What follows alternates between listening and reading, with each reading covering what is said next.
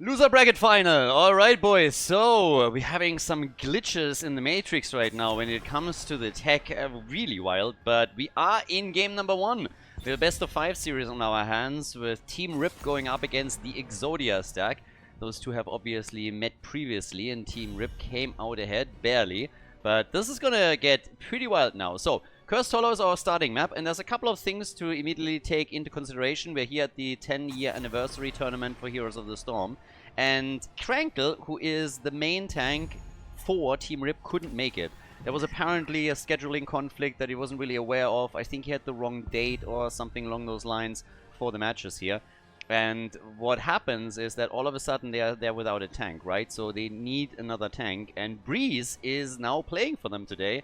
So he is making a guest appearance and has over the last 2 weeks been playing a lot of Storm League in order to get ready for the matches today. So we have some actual like old school HGC pro gamer flair in the house now. And game number 1 is Jojo for him. So we'll see how he actually fits in. I can already tell you that at least on his main account in the 2 years before hasn't played a whole lot of heroes. Might have played a little bit on Smurf accounts, not quite sure on those.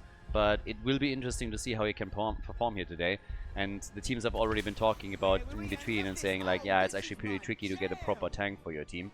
But, whew, we're starting this off with a banger. Game number 1, and we're getting the Vikings right away on Cursed Hollow of all maps. Not traditionally the map where we're getting a lot of Viking plays lately. I think we had here once, but typically when you're thinking about the Vikings, it's mostly Towers of Doom where the teams are going ham on it. So, yeah, it's gonna get wild here. This is gonna be a good one. Dehaka is also in for the blue team, so Team Rip starting things off with the side laner with the global. We have Blaze, and on the other side, even Lucio made it through the draft right now, which is a bit of a surprise considering that Yasuo's Lucio is usually banned out against him, but they prioritized Chromie and Sylvanas and take them out here. And now targeting Benny a little bit with the Merlin ban, but of course for Benny he can still play plenty here. It's kind of funny, by the way, that we have Johanna Breeze against Benny right now. So yeah, this is gonna be a bit crazy. Zeratul also banned. We've seen quite a few Zeratools in the past few matches. I'm super happy about it. Now, just as a general idea of where we are currently in the tournament, what's going on here. So this is, as I said before, the loser bracket final, meaning whichever team loses here is 3rd place. They're out of the tournament, they take 3rd place. The winner advances, though, to the grand final, where they will play a best of 7 series for the victory. Now, Falstad and Rega for Team Rip. That means that they're now running a double global, and they have Rega on top of it to help them with some mercenary clear thanks to the lightning shield. And of course that burst heal that he can always get out. Azzy therefore still needs to have a high damage dealer for the team. Falstad alone will not be able to take the opponent down, so that's just not happening. And we're getting Tracer and Tyrael. So the 4-man with Tracer Lucio, Tyrael on Blaze for the Exodia stack, who had a pretty rough tournament. They came in as one of the favorites, if not the favorite, struggled in the group stage, still made it through the group into the playoffs. Didn't have to go through the last chance qualifier, but then also lost the game and dropped down into the losers bracket, and now they have to prove themselves here in the losers bracket final after they completed that run. Final pick, and well, we get Jimmy. We've been talking about him, and it's actually Team Rip that picks Jimmy. A little bit surprised, not gonna lie here, but let's see how they are gonna deal with it. Cursed Hollow, map number 1. Game on! Team Rip on the left side with Sven on Dehaka. We got Azzy on Reyna. That is a little bit of a surprise. Also that he goes into Veterans Marksman. I'm not really a fan. We're going to talk about this in a second.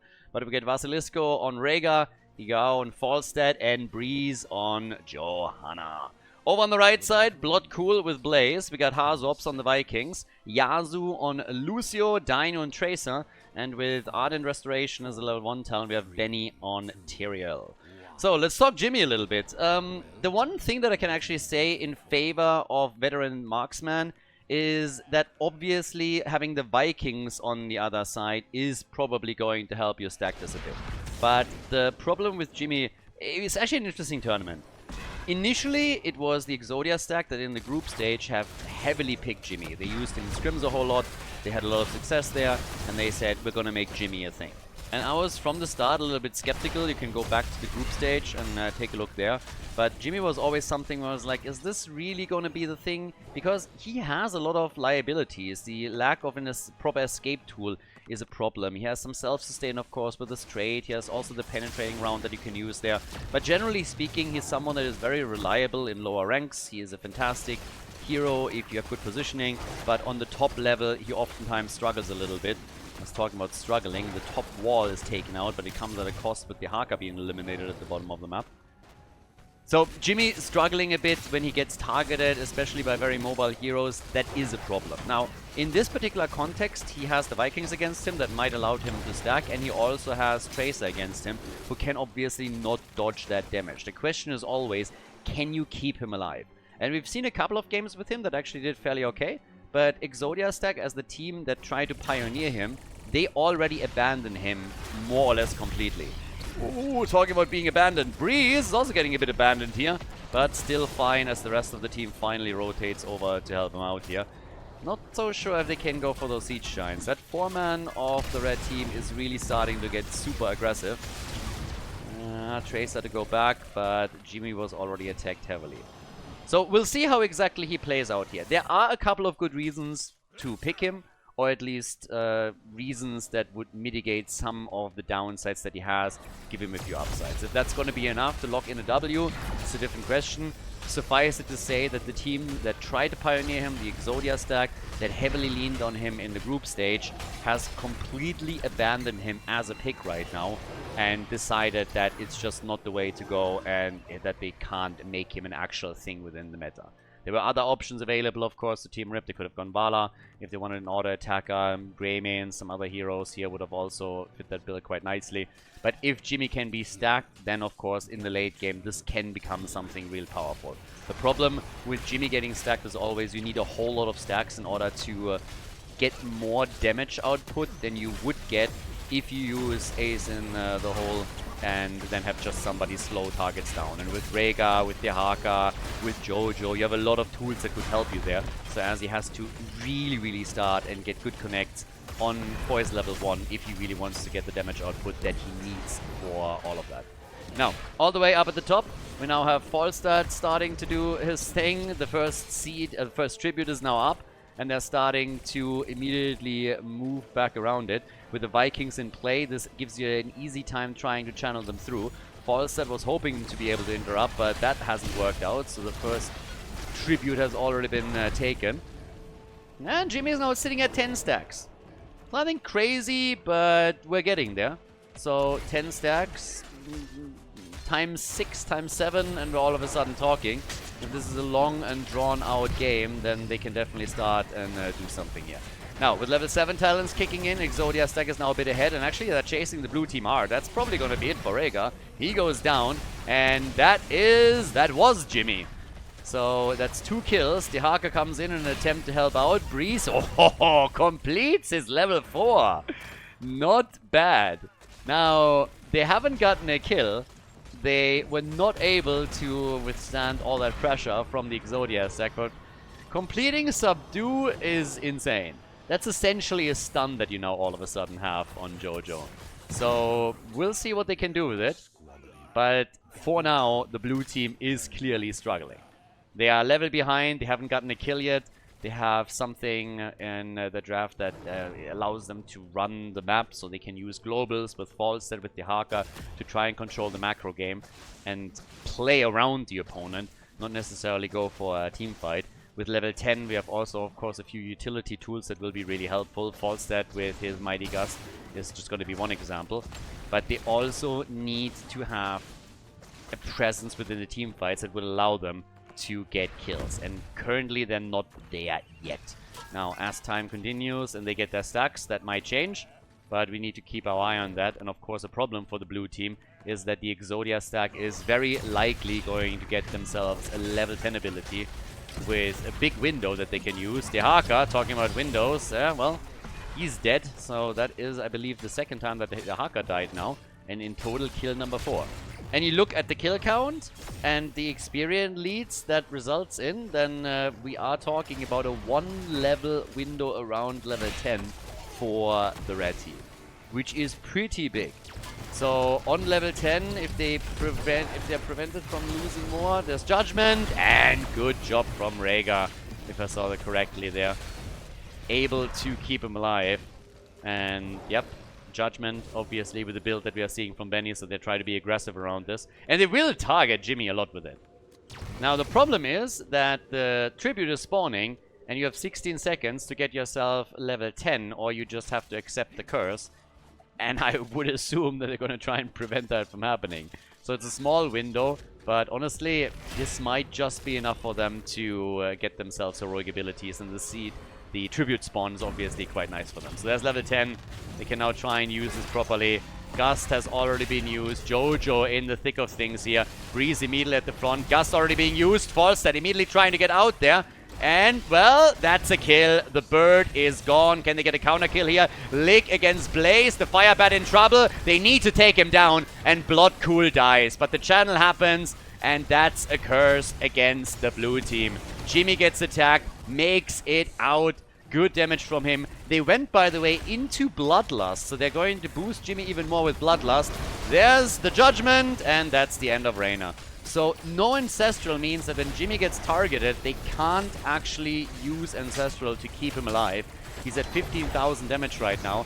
But they lose Rhaegar. It's 7 kills to 1. Benny gets attacked and might fall here. So at least they get a counter kill on Tyrael. But Falstad, he just came back. He's gonna die again. That's 8 kills to 2. And things are not looking good for the blue team at all. They're just losing too much ground right now. The Vikings have already pushed past the forts in order to intercept those waves, so that their own minions do way more damage to the structures. Down at the bottom of the map, the fort has fallen. The same is true for the middle and the top. And now there is just way too much space and time for the Exodia stack to move up and get themselves a boss as well. So, that is... yeah, that's tough. Level 13 on the board already. They're 2 levels ahead now. And again, some of the choices here, I am just not a fan. I don't think that Jimmy... I just don't think they can keep him alive. I think the idea in theory that you're going for aggressive plays with Bloodlust that you initiate is not bad. I think on a theory level that's nice, and if all the stars align for you, this can be really powerful. If you engage into an opponent and you pin him down somewhere, you fight over boss, for example, or Tribute, where they can't just simply move out, then you using Bloodlust and really empowering Jimmy and some other heroes in the team can be fantastic for you. But I just don't think that they're playing that type of game right now. We have seen so many moves by Tyrael already to apply pressure onto Jimmy. Then you have the jet propulsion from Blaze on top of that. And if you want to keep Jimmy alive, you need that Ancestral. If you don't have that, it only works if you are the one engaging, not if you're getting engaged upon. And the stacks that we're getting for him, 18 stacks, that gets you nowhere. You have so many slows on that team, or tools that you can use, stuns, where you can boost his damage. I don't think that level 1 talent choice is a good one unless you're playing like a quick match or an ARAM and it's pub stop time. I think in an actual tournament environment, very rarely do you get decent value out of it, and I think this is happening in this game. I believe that they saw the Vikings and thought, okay, we'll have a chance here to stack this, but it currently just doesn't work out. And now they're 3 levels behind. They are missing out on the level 16 talent, and the push is already aiming straight for the keep. So this is starting to hurt them. 8 kills to 2 is just once again emphasizing that issue. Here comes, yeah, Bloodlust, and they're trying to get some damage around it. But all they can do is save themselves the keep by burning the boss down, so they had to use the ult for that. Now they're moving towards the middle to try and prevent another wall from falling. And all of that is playing out while the Vikings are still sitting on all of the lanes doing their thing. Benny's jumping out. He's just poking a little bit. They know, I mean, they have an insane stats advantage.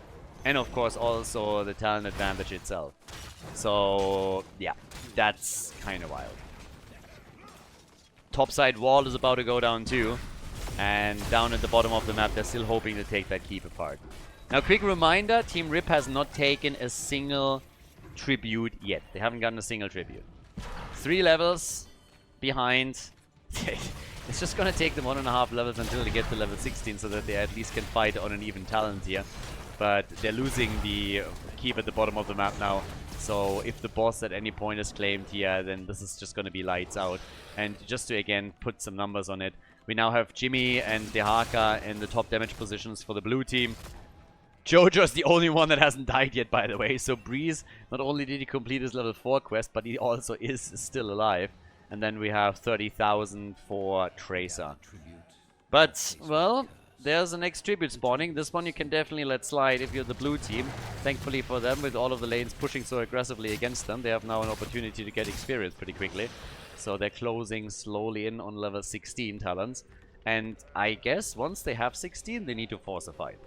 I just don't see them doing anything after level 20 is reached by the Exodia stack. They need to narrow this gap in experience, or it's going to be a disaster.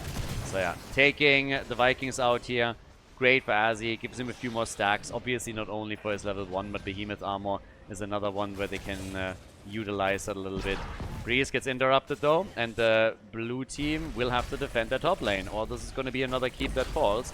So splitting their attention onto the tribute and the top lane is exactly what they need here. Judgment! And everything goes on to Jimmy, who's still alive. Yeah, Bloodlust has been used, and they are able to get some damage in against Tracer. And as I said before, I talked about this at the beginning of the game, and I have to stress that once again.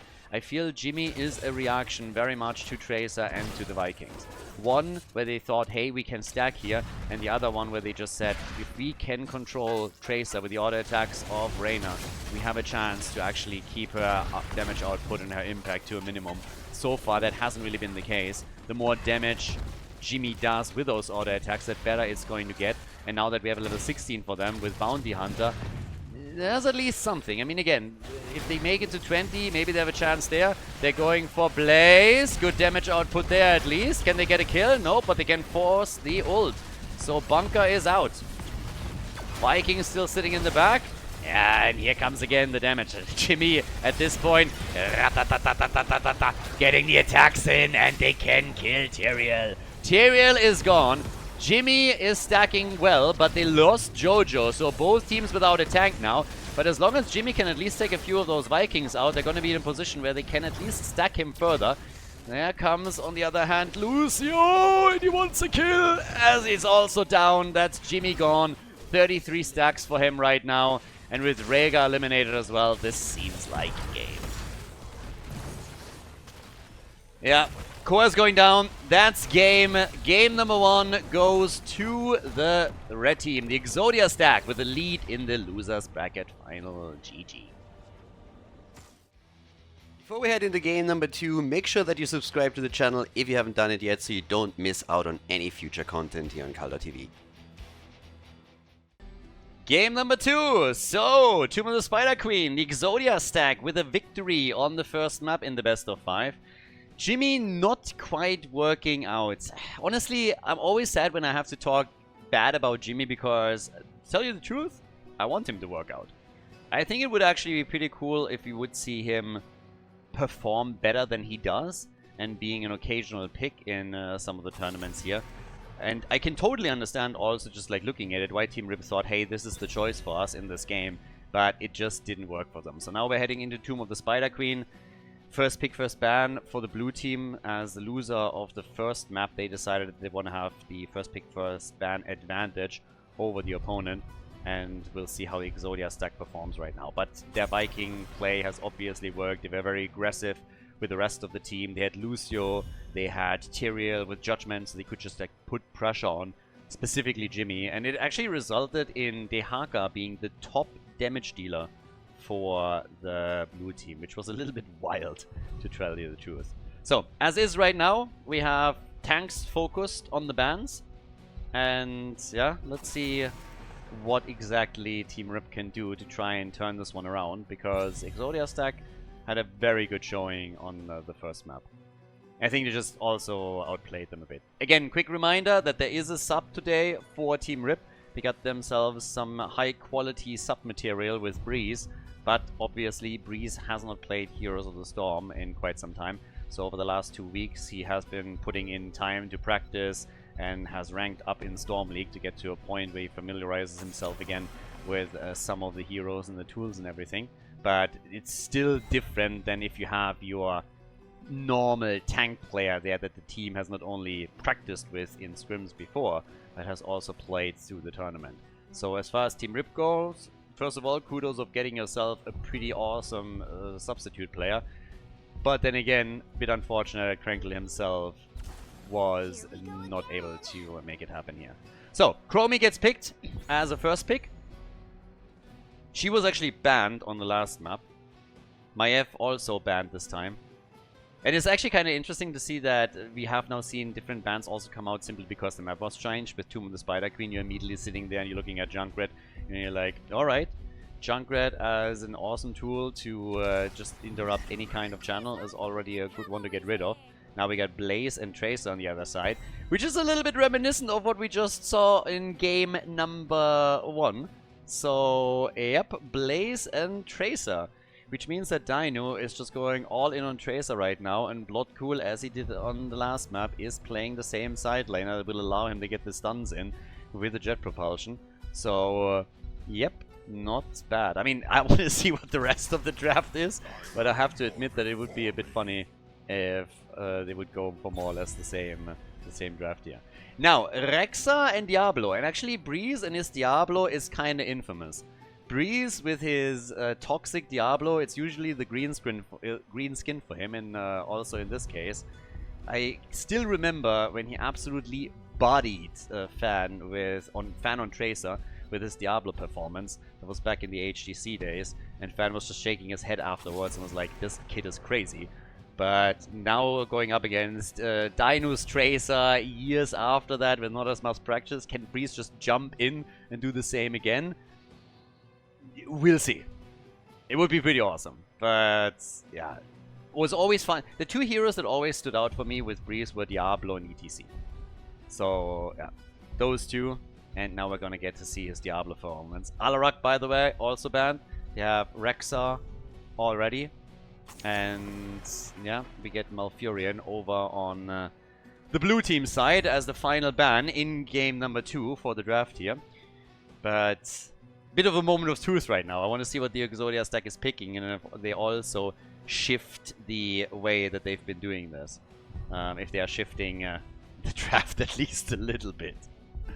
So, let's see. I mean, Blaze and Tracer are already great picks for them, obviously. It's one of the reasons why Malfurion was banned, by the way, that Tracer's game played here.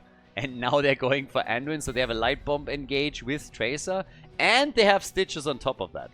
So, yep. Off we go. This could, I mean, you're looking at this and you still want a little bit more burst, I guess, after Stitches hits a hook and Blaze can maybe get the stun, or the Light Bomb from Anduin does the job. But Tracer as an annoying hero to have is already great. One of the reasons why they picked Brightwing. And now we have Higao also for Samuro. Alright. Now, last but not least, we have a couple of tools against Tracer now on the side of Team Rip. Misha is also chipping in the triple front line with Samuro on top of that. So the main damage is coming from Samuro and from Chromie. But we still need 4 Haas or something with a bit more damage so that after they get a hook, after they get a gorge, they can actually start and putting some real work in on this. And, well, we get Tychus. Tychus is in the house. So we're going to get some stacks here, maybe even. But Tychus is the final choice for Tomb of Spider Queen, our second map in the best of 5. Game number 2. Let's go, ladies and gentlemen. It is party time. So, can the blue team bring it back? We have over on the left side, Sven on Rexa. Interesting to not see him on Samuro. Vasilisco is playing Brightwing. We got Azzy on Chromie, Breeze on Diablo, and Higao is playing, as already mentioned a second ago, Samuro.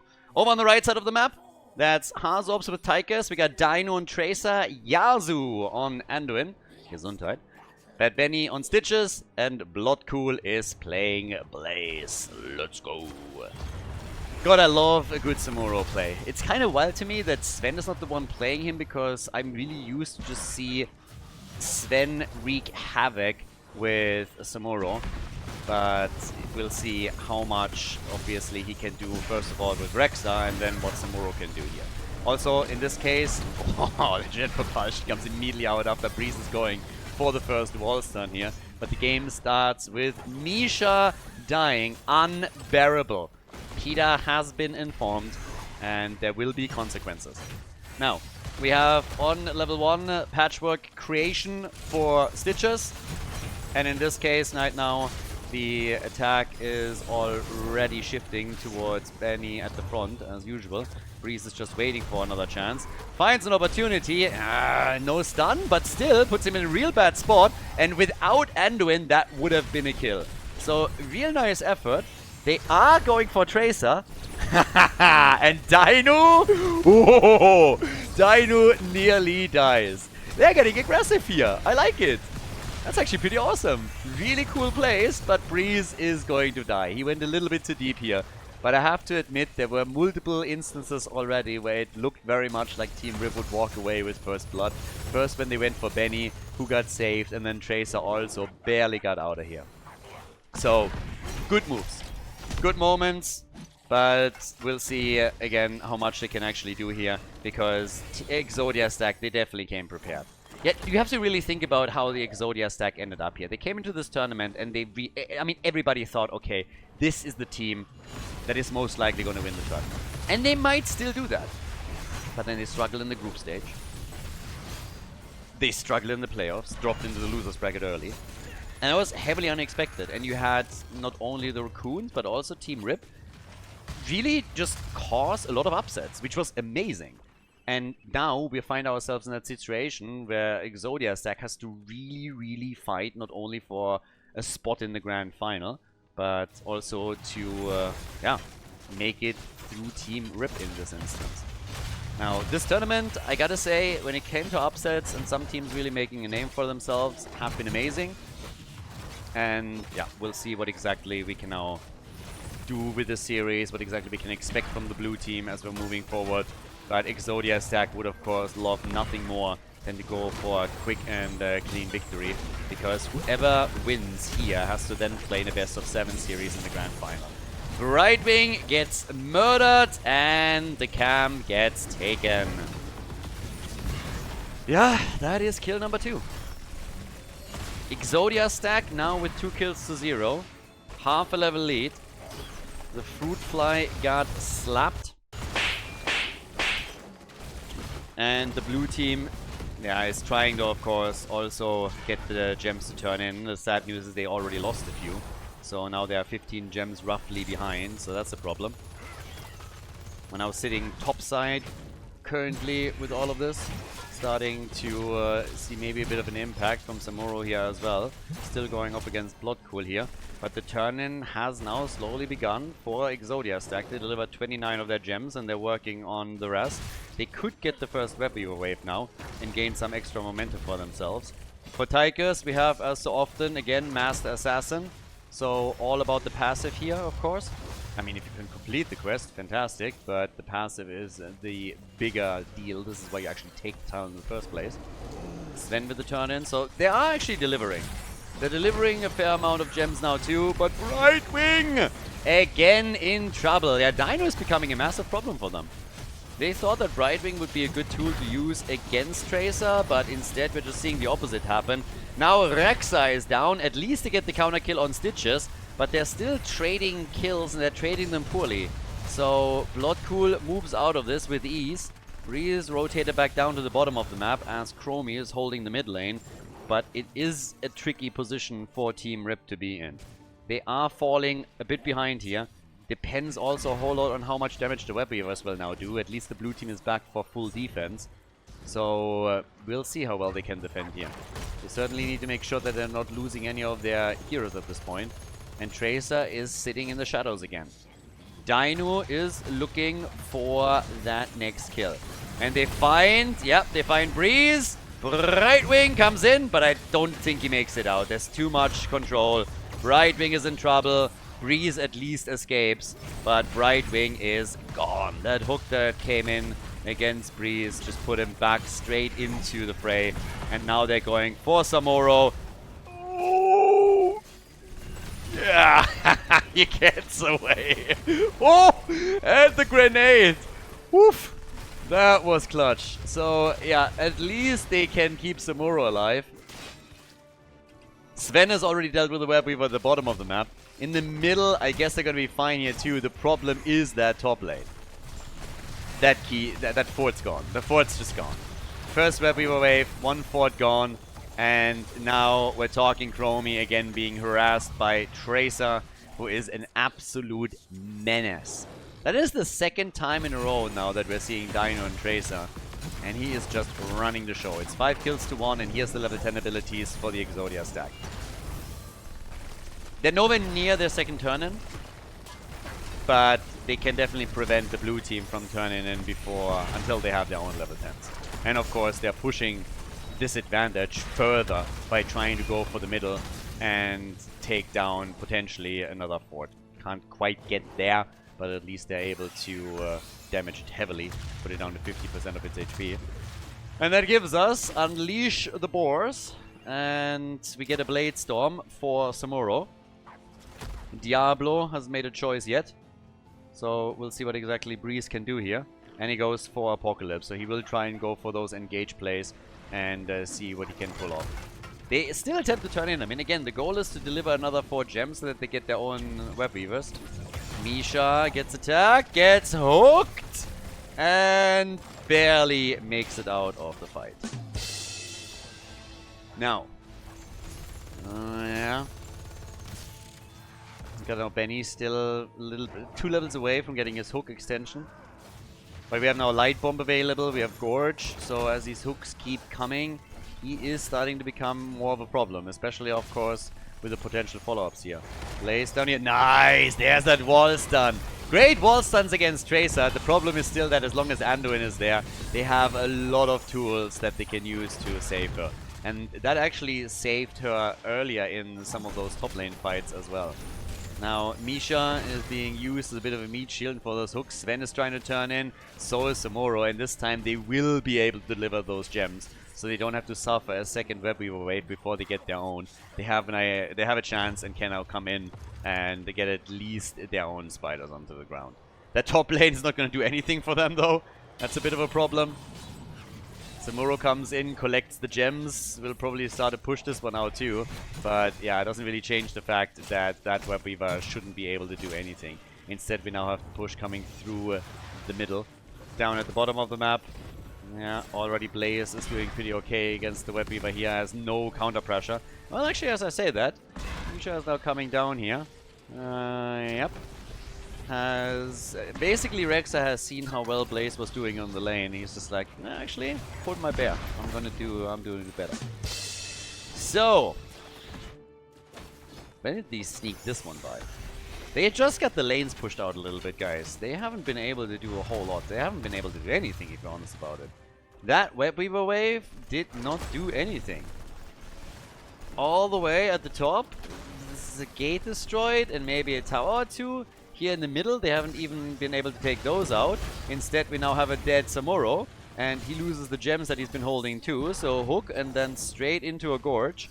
That's kill number 6, and with the hook extension that we now get for Stitches, he's going to become even more of a problem. So the blue team is again in some trouble. They're trying to get themselves some siege giants at the bottom of the map at least, and so far that's working out. So good for them. But yeah, some tough times here, honestly. Yeah, they are really, really struggling on this. Now, with the turn-ins coming in, we can now, well, we have first of all, obviously, now the red team getting the next web weaver wave. So that's already great for them. Red team is going to be able to try and push for some additional forts. It's going to be the big goal. One is already destroyed, one is super down in hit points in the middle of the map. And there's the chance to get even more of those. Yeah, nice! But the gorge still happens. The nice reaction from Brightwing was fantastic, but now Chromie is gone, and all of this is dead as well. Bye-bye! So yeah, she's gone, and that is going to make it even harder to get the defense right. They lost the gems on her too. Initially, it looked actually like they could prevent the Gorge from actually happening, slowing Stitches down a bit and also using Poly from Brightwing helped. Yeah, but in the end, he was still able to close the distance and grab her. So with Anduin using the poor man's portal and pulling him out, that helped them to take this apart. Now we have the Keep getting attacked up at the top, and this one will fall. Fort in the middle is gone, Keep at the top will be destroyed. Breeze gets immediately attacked upon moving on to take Stitches on and potentially out. And he just barely misses the combo here. Can still bully potentially Stitches, and actually they're gonna get that kill. Yeah, Stitches is dead, and Breeze is on Yasuo. Body blocking, Tracer is down. Oh my god, finally some momentum. Team RIP, look at that. Congratulations, they are crushing it. Nice. That was wild. Triple kill from the blue team. Breeze with a fantastic job initially against Stitches, and then also moving in on Anduin, body blocking him hard, pushing him around a bit, and just bullying the hell out of him. Allowed them to get another kill, and of course Tracer getting murdered from the side here. That was super important for them. Now we have them closing the experience gap nearly completely. The problem is that they have lost every single fort, and they also have lost the keep. So they need to complete the turn-in, which they are in the process of doing, or attempting. Benny, yeah.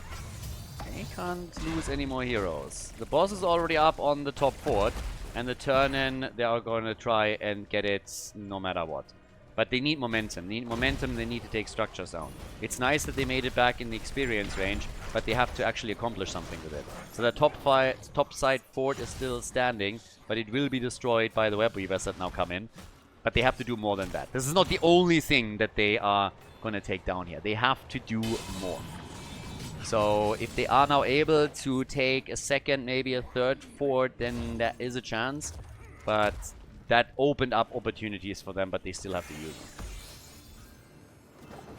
30,000 damage for Chromie. Actually, top damage in the game. Ahead of Tychus. And then nearly 30,000 for Samuro as well. So the two of them are doing okay here. Brightwing has died 3 times. The Fruit Fly got slapped a bit. Down at the bottom of the map, Blaze is defending. Top side, again, this is going to be a freebie. Down here, how much can they do there?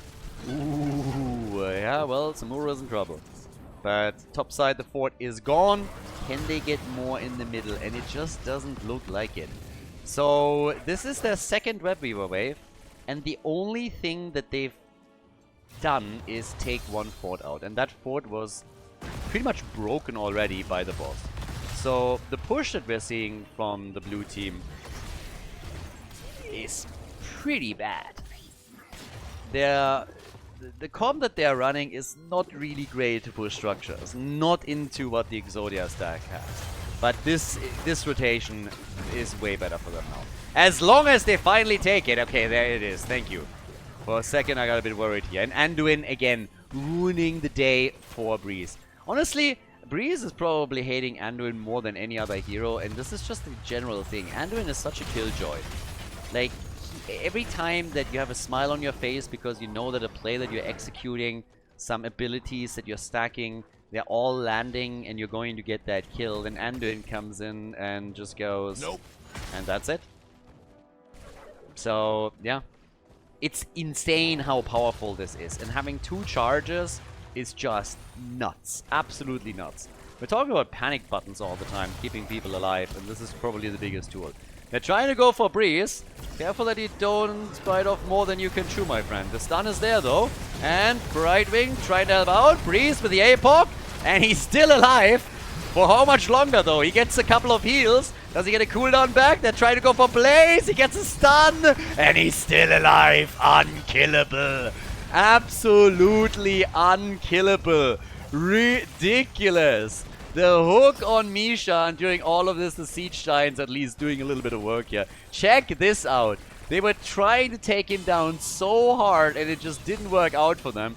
He came in, bodied them, completed his 13, and moved back out of the fight. So all those Gorge actions, the Light Bomb, just not able to kill him.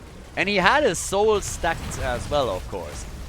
Awesome job also from Brightwing to help out here, and them keeping everybody alive was pretty important. This, on the other hand, hook into jet propulsion was amazing as well. Now they're trying to go in for the kill once more. Another wall stun against Tracer. Another one.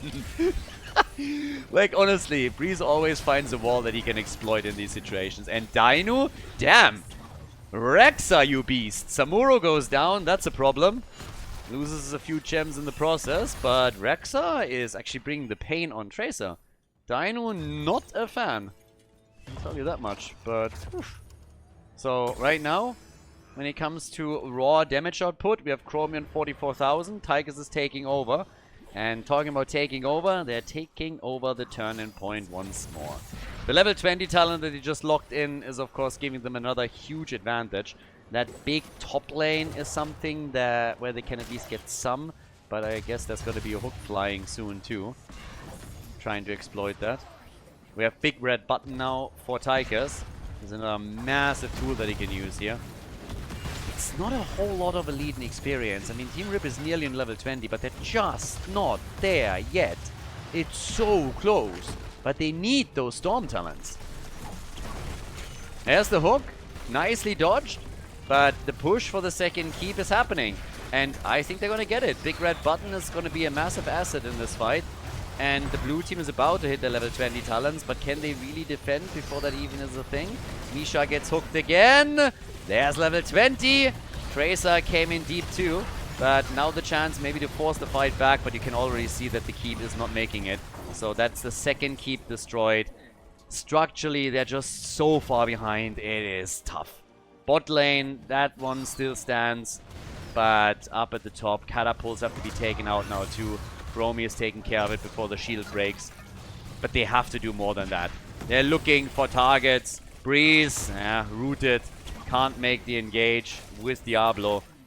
9 kills to 4, and Benny still YOLOing out the occasional hook, especially as they're now slowly retreating, trying to do his thing. So there's another quick attack against Misha. What about Rexa? Rexa's damage is at 27,000.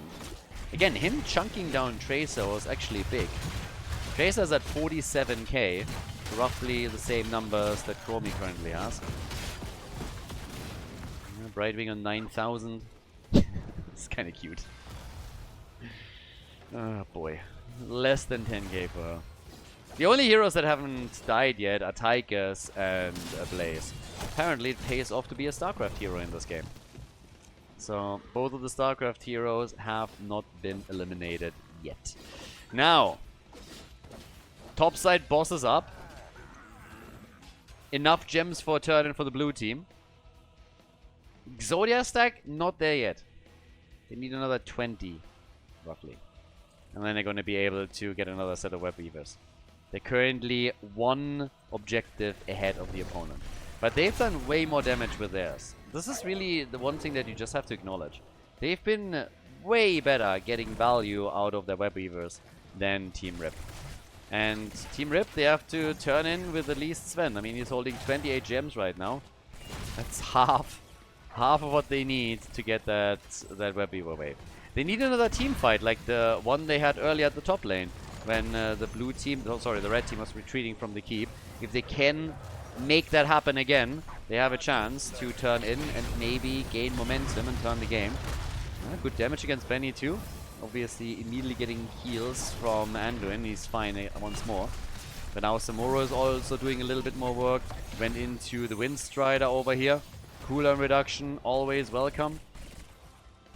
But they need a break. The team just simply needs a break. With 20 minutes into the game, if you win a big team fight right now, you can go for a turn-in, you can go for boss, you have a lot of options all of a sudden. Problem is, you need to win that team fight.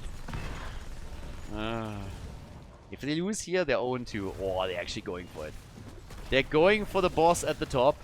If Benny hits a hook here, Odin is already used. They already fight into this. Hook is missing, but they have to make a choice on how they want to deal with this. Seems like they're going to let this one leash, and then they're just going to go for the fight. Breeze is getting gorged.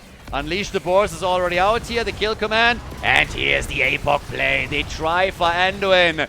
Stitches, Blaze. Blaze is in the thick of things, tries to get out of the bunker. Misha gets attacked, and they're just falling back here. But Odin is also going to be on a long cooldown in just a second. So that's the next thing. That's actually a big asset for them potentially here. So the turn is slowly starting for the red team. That's something that they got to deny too. But they couldn't get the boss. They were able to wait out Odin though. That's 50 seconds where Tychus does not have his ult available. Tychus, by the way, is sitting on 12 stacks currently. Yep, 12 stacks for him. So Misha takedowns count. And that... Oh!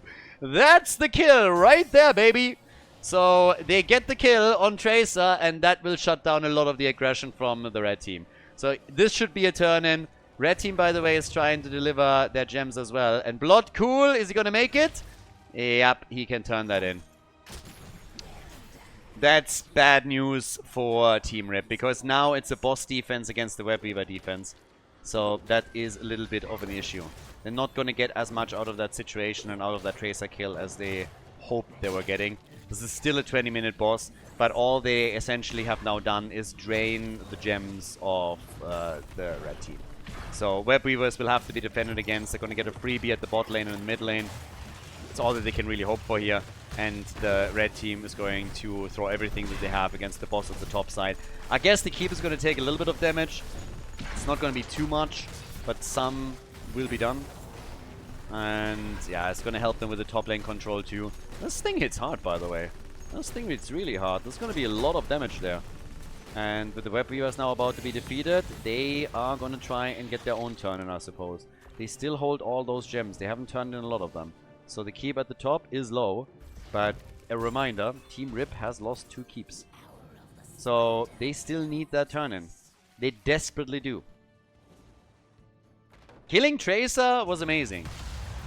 But the turn-in would have gone a long way in that situation. Turn-in plus boss might have allowed them to take some keeps down. Since they failed to do that, they now have to still get that turn-in.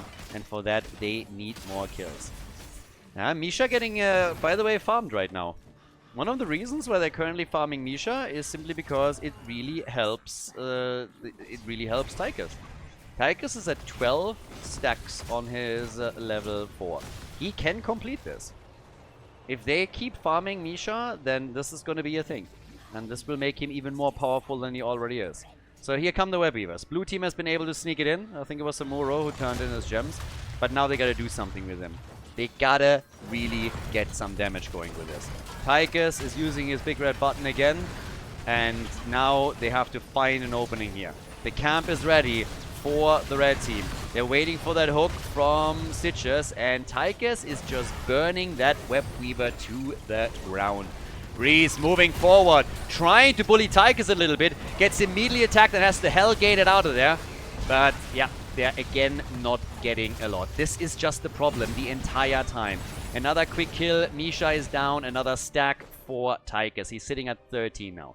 They're going down to the bottom of the map, and this has been the problem the entire game. Team Rip does not get anything done when they have the objective. It's just where we are. So, I guess the only way to really go for it in this game for them is through a teamfight victory.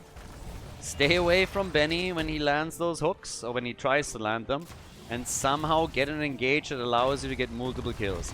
They're pushing for that fort. Catapults are, of course, as the game continues, more and more of a problem. And that's something that eventually will kill them. Yep, there's another hook. And Misha is dead again. 14 stacks for Tychus now. So he is going to get that 15% attack speed at some point. And that's big. That is massive. That's a huge lead for them. And I can only assume that Team Rip is currently looking at the map and they're like, what the hell are we going to do here? Because this is just not working for them. They need kills. They were trying to go for Tracer now and sneak that in. Stitches is not able to get there either. Get slowed a little bit, some damage at least, but he's going to be healed up quickly. They have 54 gems, and they can also turn a lot of those in. The problem that we still have with this is, I mean, even if they get another Web Weaver wave, what are they going to do with it? The only thing that these Web Weaver waves are currently doing, which again is not nothing, they give them some map control again and push the lanes out. Which is great 26 minutes into the game, but it's not really what you want. What you want is to take structures out so that your lanes aren't pressured this much, and to finally be able to have a shot at your opponent's core. Maybe with the boss coming up in 40 seconds, teams are deciding to make a play for it and end the game there. YOLO it all around that card. But in the meantime, something has to give. 71,000 damage from Chromie, 86,000 from Tychus, the two top damage dealer for the games. Yeah, for the teams. Chromie and Tychus, by the way, also leading in siege damage. Roughly 200,000 on both. Is that a turn-in opportunity for the blue team? Sven is turning in an additional 14 now. Well, that gets them close. Just not close enough. And Dino again, needling them with Tracer. As Benny is just looking for hooks the entire time. This is a toughie. Boss is up. Boss is up and is now a big tool if you can get it. If you can force the attention of your opponent around the top lane and force a fight there, it would also be nice. But 27 minutes in, we now have the quest completed for Tychus. Even more damage for him. Tracer, Light Bomb, didn't do enough for them. Chromie still with a bit of extra damage here from the side against Stitches, who's still totally fine. We're in level 25 now on the red team side. And we're slowly closing in on the 30-minute mark. And again, catapults right now, they are hitting hard. So mid lane is something that they have to continuously watch out for. Maybe now they're trying to go for Tychus. He had to pop Odin, moves back out. Diablo with the APOC, and Breeze is dead. He had the souls, he'll be back in a moment. Got blocked by the bunker. Now Misha is gone, the rest of the team has survived long enough, and Chromie is about to go down. Chromie is gone! And with Sven dying, so are the hopes of Team Rip to turn this game around. Another hook, another kill, and this is a game. 28 minutes in, and the spell finally broke. Diablo is down once more. 104,000 damage for Tychus. That extra attack speed really did it for him too. And with 15 kills, 2-5, the Exodia stack is taking a 2-0 lead in this best of 5 series over the blue team. GG.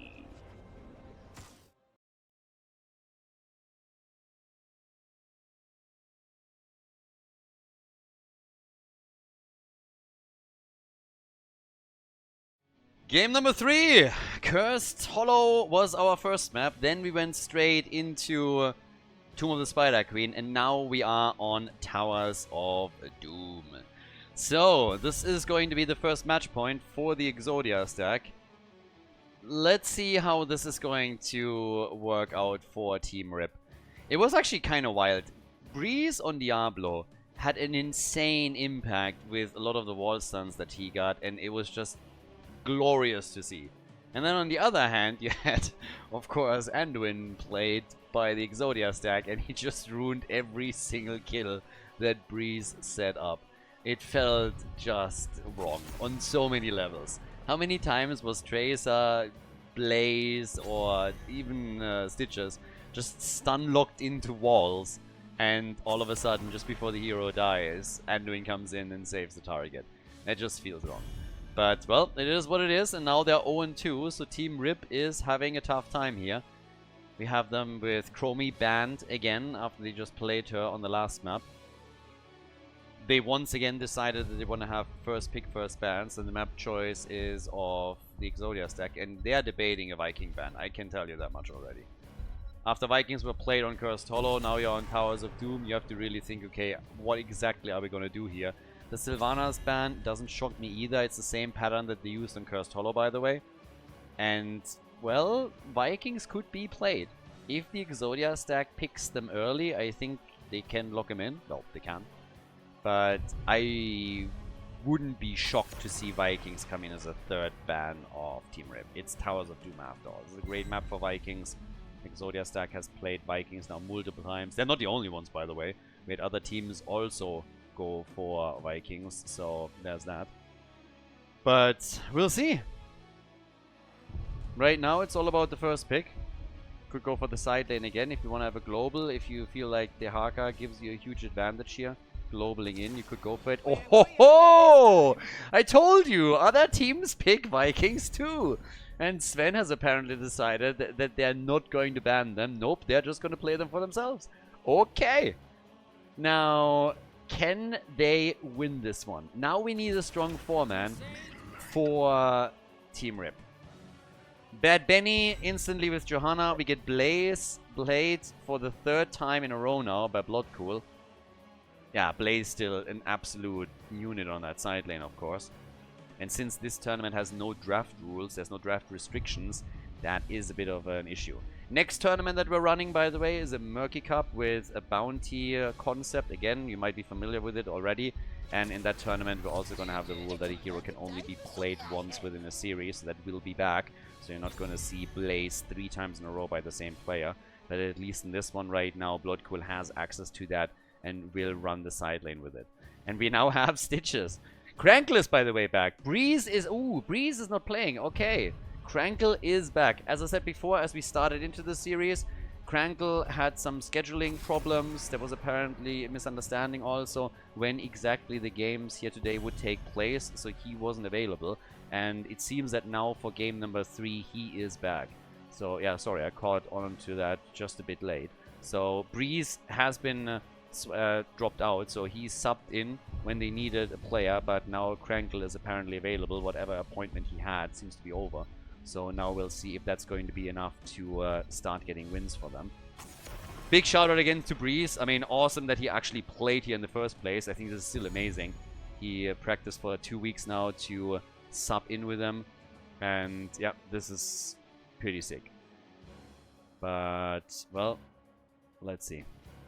We for now have over on the left side for the blue team the ban on Medivh, so that's a good one now too. We get Malfurion. Tracer, 3rd time in a row. So 3 times in a row Blaze, 3 times in a row Tracer now for the Exodia stack. This time they're also getting Malfurion. Keep in mind that the last time that they tried to go Tracer, well, they did. They didn't pick Malfurion immediately, and then Team Rip used one of their bans on Malfurion because he just has such great synergy with Tracer. He can give her that extra heal, which allows her to go even deeper. So you have that slow overheal that allows her to just go a little bit deeper into opponent's territory. We get Uther and we get Alarak, so that 4-man is quite powerful, and we'll see how much damage Alarak can do and also what kind of build he goes for. If we're going to go Lightning in this case and start stacking, or what the play is going to be. This is match point, of course. So on the right side for the Exodia stack, the final pick, and we'll still have to see what that's going to be, but they need more damage, similar to what we had previously. And it is Falstad. Gives them a global. Falstad plus Tracer. Well, ladies, the stage is set. Let's go. Map number 3, Towers of Doom. Match point number 1. Here we are. On the left, in blue, Crankle on Stitches. The main tank for Team Rip is back. Came in a bit late. He missed the first 2 maps, but let's see what he can do here on Towers of Doom. We get Hungry on for more on level 1. Basilisco on Uther. Sven on the Vikings. Azir on Junkrat. And then Alarak, played by Higao. Over on the right side, the Exodia stack with Hazuops on Falstad. We get Bloodcool on Blaze. We got Bad Benny on Johanna. Yazu on Malfurion. And Dino is playing Tracer. Alright. Level 1 for Alarak. Overwhelming power. So we're not gonna get any lightning stacks on this one. Going for a different build here. Keeping our eye on the Vikings for sure. And also on Stitches, who becomes punching bag of the opponent's team pretty quickly. Yep, but we're still fine. Hook that minion. Oh boy, yeah. That was a bad minion. Ooh, that's a bad stitches. No, Crankle! Not like this! He comes back and he instantly turns into First Blood. Oh, that's not how you want this one to end. Tracer just barely misses out on the kill at the bot lane against Junkrat. So that's the next one. Tough times. Not a great start for Crankle into this. First one to fall. Don't know if he had a warm-up game, if he played a brawl or something, but he's the first one that goes down. Pumpkins are up. Both of the teams immediately trying to get their camps. So with that, we're now having some pressure at the bot lane. Nobody go in for an invade. Nobody just came and said, okay, we're going to try and take the opponent's camp away and we'll risk something here. Down at the bottom of the map. Now maybe some focus. Crankle again. No, not like this. Not twice in a row. He gets body blocked and he dies again. No. Oh, dude, we're not even 2 minutes in and you died twice. Oh god, this is not a great start here for Team Rip, and especially not for Crankle. You know, if you come in as the savior for your team, and you're like, boys, I'm back, we're doing it, then you want to do a little bit better than getting insta-killed twice in the early game and walking away with 3 globes to your level 1 talent. So, not really the start that he probably envisioned. But okay, it's early on. It's not a big deal. You lose a little bit of experience. Your stacking process on your level 1 talent is slightly slowed down. Not ideal, but again, it's very early in the game. There's barely look at the hero experience. 800. That's nothing. That's nothing. 800 XP. You can easily bridge that again. I believe in you, Crankle. I believe in you. Coming back the savior of your team, you're doing it. We're optimistic here on the stream. Always have been. Yeah, those hooks will land eventually. They're practice hooks. A couple of practice hooks here from Crankle. Totally understandable. Zoning hooks, as we would say. Some people might still know the Nomi Storm Bolts. Shout out to Nomi at this point.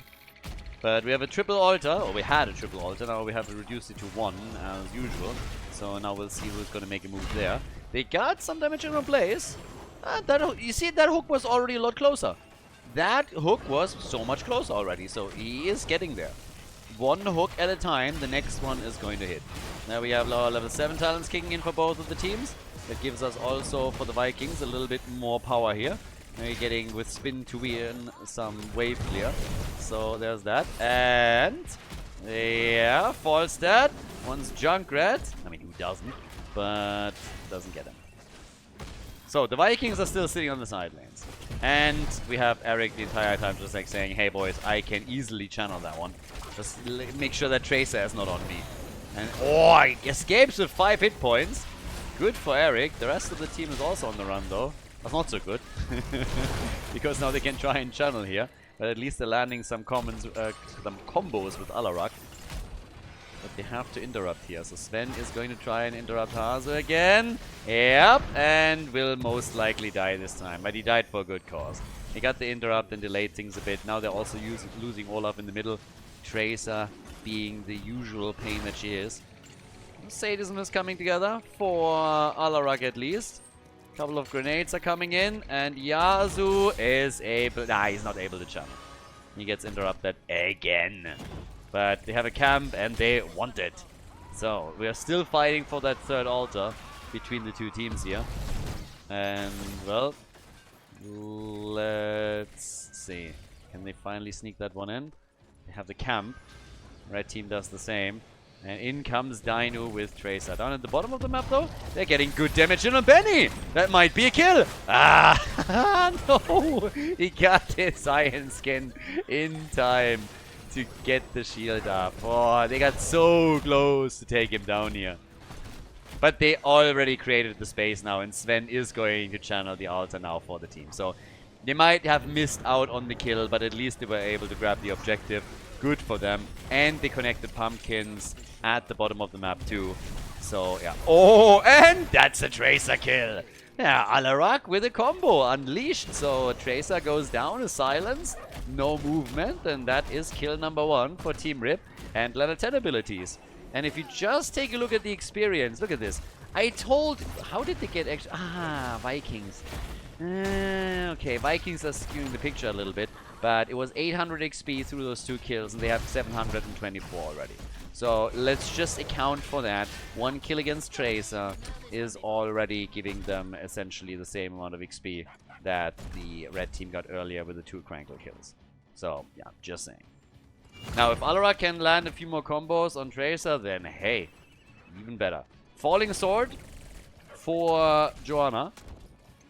Gonna try and go for Uther a little bit here. Also can use that as an escape tool, of course, whenever Stitches is starting to land his hooks. That's going to be a big one. And you can just make sure that you are jumping out quickly, even after getting gorged. So, yeah, that shouldn't be an issue. Baylog at the top, also down. They actually are digged. They're doing damage on the fort now, too. There's the combo, though. This time against Blaze. Blaze is in a bit of trouble. Divine Shield as Jojo engages. And they get a 4-stat kill. Blue team gets the 4-stat kill. Uther is about to get out of that fight. Doesn't survive, though. Tracer and Blaze are able to take him down. And the fight is just going to continue underneath that bell tower. Blaze somehow makes it out. Now Tracer is gone, Uther is of course gone, and I think Blaze is going to fall. Just gets 1 grenade after another, Malfurion is also dead. And that is kill after kill for Team Rip. And shots are fired of course too. So 28 points on the core against 36, and they are in the lead. I'm telling you guys, if the blue team wins this game now that they have Crankle back, think about how annoyed they'll be. I mean, Breeze is an insane player to get us this up. They basically revived him out of totally disappearing from the game to sub for them because they needed a tank. So he came back, trained for them, but of course he hasn't played beforehand for a few years, and that makes it tricky to just instantly vibe with the team. And Team Rip has been doing extremely well beforehand. So right now, they are able to gain a bit of momentum here, but it doesn't change the fact that they're 0-2 in the series. They have to fend off 3 match points at the end of the day if they want to be successful here. And that's going to be mega difficult. So, as it stands right now, the attacks at the bot lane continue. The blue team is pushing for bell towers, trying to take those out. We have 5 kills, 2-4. Falls dead with the angle. The Gust and Crankle is not impressed. He's totally fine. 11 stacks, by the way, only. Only 11 stacks. Gets a Divine Shield. They go for Blaze, burn the bunker down, trying to open up the side wall, but instantly he gets hit hard and falls. And the Hook of Doom. Dino is gone too. Woohoo! That hook was sick. Absolutely sick. First they go for Blaze, get him behind the wall, and then look at that hook that we're getting from Crankle. He sees Tracer, and he doesn't even think about Blaze anymore. He's like, Blaze is dead. I don't care about Blaze. They come in and they get the hook on Tracer, and they follow the kill up with a double. Down at the bottom of the map, they're even trying to go for Jojo, which they barely miss out on. But that miss... Oh, actually, no! Alara combo into Stitch's hook. Not only do they get the bell tower, but they also get the Jojo kill. Somebody's about to get rolled, and it's going to be the Exodia stack. That is starting to be a bit wild. 160 Sadism stacks on Alarak now. Damage output, we have him on 26,000. Junkrat is on 27,000. Tracer can keep up with the two of them, but she's the only one on the red team that is able to pull that off. So, yeah. That all of a sudden puts a very different spin onto this game. Especially if you also consider the massive gap in experience that we have. That's a 2-level lead for the blue team now. Alarak hasn't died. Junkrat hasn't died. Everybody else has at least fallen once.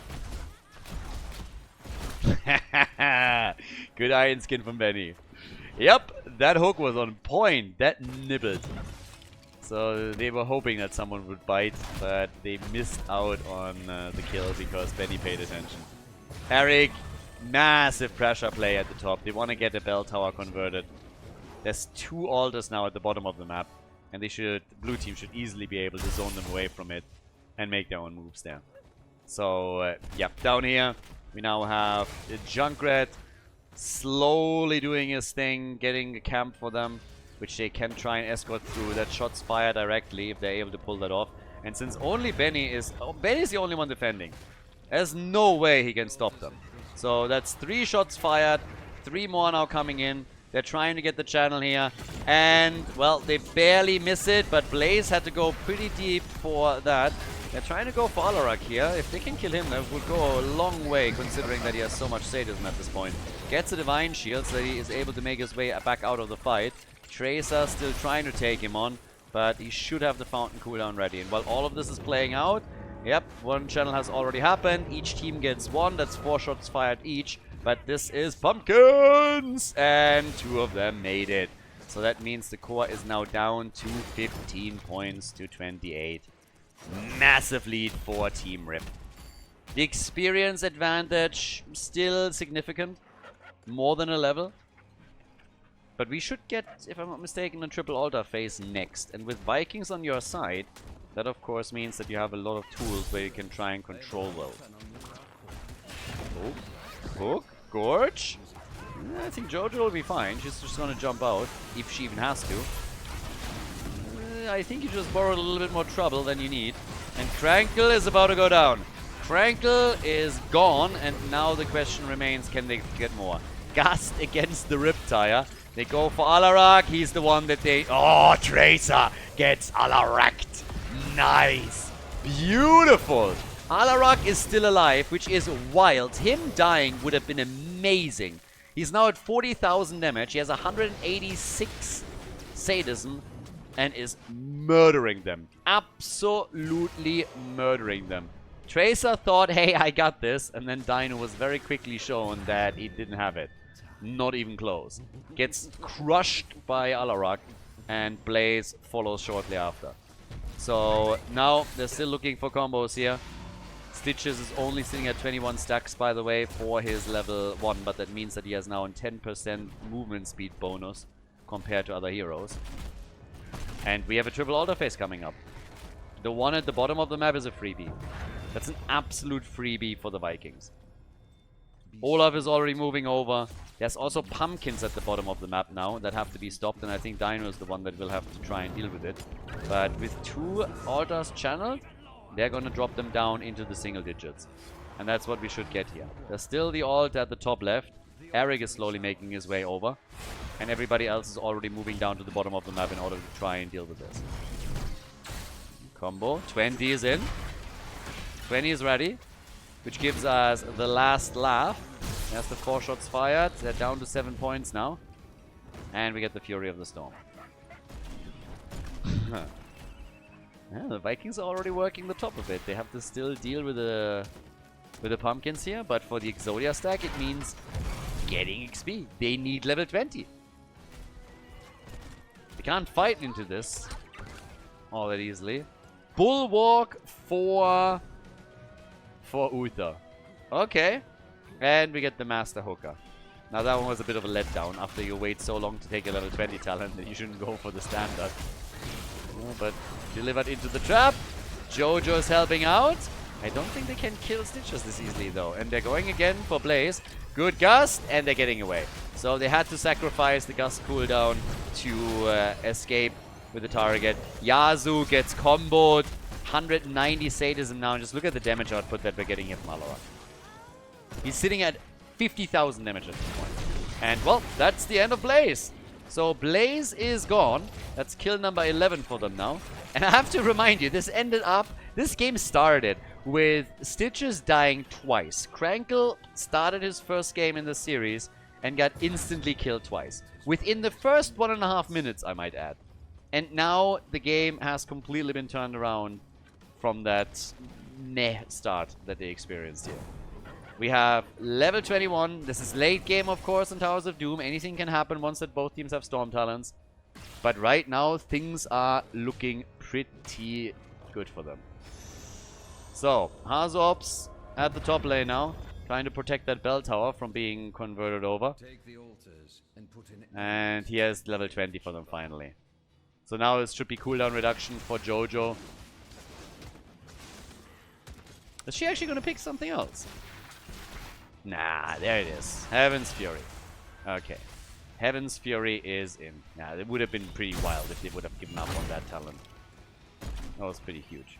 Now, with us now looking at the final few altars, potentially, Exodia stack, they have to win big team fights. And instead, they can't do anything about the altar at the bottom of the map, so they give it up. But that leaves them with 3 points. They have to win fights. I mean, it doesn't change anything. They have to win fights. Great reaction. Nice Divine Shield as well. Honestly, perfect control and moves. Oh my god. How many hit points did he just have? Was that the bomb from Tracer that exploded after the Divine Shield? Let's check that out again. That was wild. So he gets out. And then the damage hits hard. With last laugh, I guess. Okay. So, yeah. But, boy, that was something.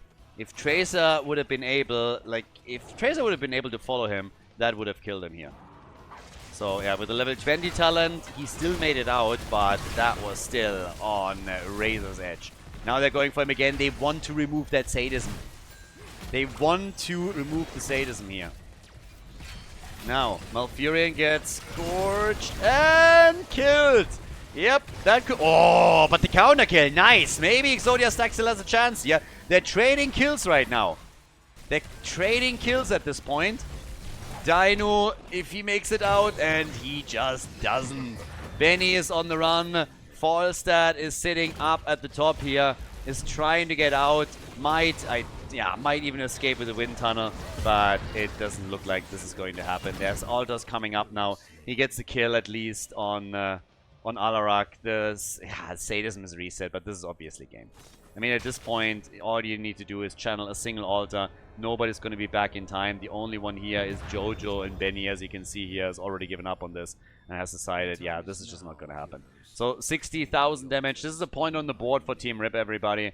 The channel is happening, Sven is controlling it, and this is a 2-1 now in the series, as we have Team Rip with their first victory on Towers of Doom. GG.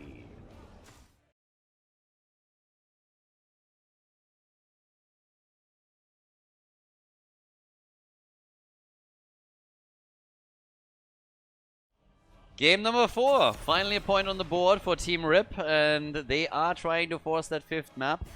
Going up the Exodia stack now. I gotta say, I'm a little bit torn right now on how I look at this, because on the one hand, it would be incredible if the team in blue, now with Krankle, their actual main tank, if they would make it to a 5th map, and maybe even win the series. That would be insane. On the other hand, if they make it to game number 5, and then all of a sudden lose on the 5th map, and lose the series, then they're always going to be sitting there, and I think at that point they're actually justified in blaming Krankle for his scheduling conflict, that he couldn't make it on the first 2 maps. So I don't know what exactly he had. It was just that at some point the team in blue was trying to push the series an hour back, but it didn't work out, so we have a best of 7 that follows this. And some of the guys apparently have to, some of the opponents that they face off against have to work tomorrow at like 6 o'clock in the morning or something. And so it was decided that since this could potentially go the full distance on a best of 5 and a best of 7, we would stick to the initially agreed upon starting time. So it means that Krankle was not here for the first hour, and therefore for the first 2 maps. But whatever the conflict was, if they make it to game number 5 and then lose there will always be that little bit like, what if he would have been able to make the time and arrive for map 1 on map 2? But again, that's a lot of ifs and whens. So now we have on our 4th map, bans on... It's just Vikings all day, every day, isn't it? This is in this series the 3rd time now that we're seeing Vikings. And Vikings are now being first picked. They got first pick on Towers of Doom, and they just got first picked on Dragonshire by the Exodia stack. So it's just Viking time. And it was kind of funny because in the lobby before the game was actually started, before the draft was started, the players were talking to each other a bit. And then I think it was Sven who said like, so do we go now for real drafts or are we just cheesing all night? I don't know what the response was in chat, but I can tell you what the response in draft was. It was a Viking first pick. Sven with Hogger. And we now have, yeah, Maiev. She actually got banned previously, so now she made it through. But you need that strong 4-man again. It's the same rule. If you have the Vikings, it's all about the 4-man. You are rotating as 4 and you need damage. So they get Junkrat and they get Jojo again for Bad Benny. But after they chose initially Hogger and Maiev, how is Team Rip now going to draft around this? Also, what do you ban here? What are you really annoyed of? Are you banning Tracer? Is that something that after Dino has played her now, I don't know, how many times? 3 times in a row? Are you getting rid of her? Are you getting maybe even... yeah, well, Blaze, is he still going to make an appearance here? A bit unlikely, I suppose, considering that we have Vikings in. But we'll see. Okay, so let's have a bit of a look. We got Sylvanas banned out. That's definitely not a bad choice. If you have a 4-man that runs Sylvanas as well, that can be super powerful. The push power on that alone is just crazy. So that's definitely a good ban for them. There's other choices, of course, too. Zagara gets now banned, something that Dino actually pioneered for the red team. But others have picked up on it. So now Team Rip won't be able to rely upon her on the bot lane. She's basically something... Zagara is actually in a really good spot because she's getting played nearly exclusively, not fully, but a lot on Dragonshire. There's a few more maps like Braxis Khaldor where we've seen her occasionally, but that's exactly where I want some heroes to be in, that they excel or are decent on certain maps and then not played a lot on others. And I feel that Zagara is currently in a pretty decent spot for exactly that particular dynamic. Crankle with Mirrodin this time, and we get Brightwing. Still waiting with that final hit on what Azzy's gonna pick, so it will also allow them to react to whatever Exodia stack is now locking in for themselves. As they're gonna try here. And, well, we need the damage and the heal. Yasuo and Dino, especially the latter. Anduin plus Hanzo. Okay, so it's Overwatch time again. Double Overwatch here, and we get Anduin. And that leads us to Team Rip, who again in game number 1 has also gone straight for Jimmy. Suppose that's not something we're gonna see now. But yeah, with the Vikings played for the 3rd time in game number 4, still kind of wild to me. Very happy about it, by the way. So yeah, Vikings are always kind of fun to watch, and they create a certain dynamic around all of this. Now that we're seeing it more often, it's pretty cool. Final pick is Falstad, so we have full globals now, and yeah. Let's see if that's going to be enough damage for them. Maiev is obviously going to chip in quite a lot too. But we are heading into match point number 2 for the Exodia stack. The first one was defended. Let's find out if Team Rip can do it again. First point on the board for Team Rip after their victory on Towers of Doom. Now on Dragonshire, they will have to defend again. Over on the left side, Sven on Hogger, Azzy on Falstad. We got Maiev played by Hugao, Mirrodin played by Crankle. He's back to business. And then we have Vasilisco on Brightwing. Over on the right side, it's Bad Benny with Joanna. We got Bloodcool on Junkrat, Dino on Hanzo, Yasuo on Anduin. And once again, the Vikings, ladies and gentlemen. This is the 3rd time in this series that we see the Vikings, and just as a side note, they haven't lost a game yet. The Vikings actually have a 100% win rate here. I have not looked into the win rate in the tournament. I think there were at least a couple of Viking games that were lost. But it would be pretty interesting to see what the overall win rate is in the tournament itself. So, right now, we have them played for the 3rd time. Let's see if it works again. Crankle pulling a Lauber. Nice. 36 seconds in, and he's dead. Good job. Crankle, Laubert, died again. You know this is going to be a good game. This is exactly what happened on the last map. I mean, if he really wants to replicate it, then he needs to die again before before the 2-minute mark. So you can do it. Come on, Chaka. Make it happen. Come on, Crankle. Oh boy. So yeah. Crankle Albert again. Everything's going well for them. And let's see who's going to be the second one to fall. But for now, camps are obviously up. 1-minute mark has passed. Siege Giants are being taken. Some teams are going straight up for the Bruisers that we're seeing over here on the right side. So the next one is being claimed. Vasilisco with Brightwing just zooming around, helping out. And with Hanzo providing some vision, he actually delayed the camp slightly for Team Rip. That's down at the bottom of the map. They're going for Jojo. Iron Skin is out though, so Stormbolt does not connect. And we're fine here. Now, with level 4 talents kicking in for the team, we now get the explosive arrows. We started things off with the target practice. Yeah, and in the middle, nah. Oh, false stats? Careful. Yeah, Vikings are already trying to go for the Dragonite. That's always the amazing thing when you're actually playing them on a Dragonshire, that you can get a Viking into a DK. Ah, the good old days, guys, when we had Vikings played here for the first time, and teams would, which we might actually see with Balog later, just proxy the waves right here.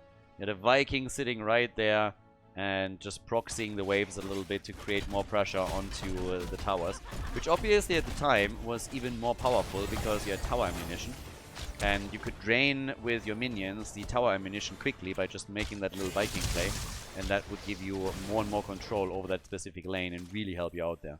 I'm still a little bit salty that Blizzard removed tower ammunition. I would have loved for that to stay in the game. I thought that was a super cool mechanic and made the side lane much more important. If they really felt like it was too powerful or too difficult, I think they could have just tweaked it a little bit. But removing it completely, I don't know if that was really necessary. I think it was actually a pretty nice twist that they had on laning in general. And it would have been cool to see if teams would have adopted other strategies. But yeah, as is, they decided that they wanted to remove it completely. Now, down at the bottom of the map, we still have to fight over the control of this particular shrine here. Top side is obviously firmly in the hands of the blue team. And yeah, single kill so far in the game. Hogger is a bit low on the other hand up at the top. Tether down here doesn't do too much for them. Actually, there's gonna be a nice damage on that wall too. But now Mirrodin, wasn't able to connect the Stormbolt here. Might have allowed them to get a kill. If the Stormbolt kicks in, Brightwing gets a poly properly connected, then actually they have a chance to go for a kill. And it's not like Junkrat is super heavy on hit points. And that, oh, ho, ho, ho.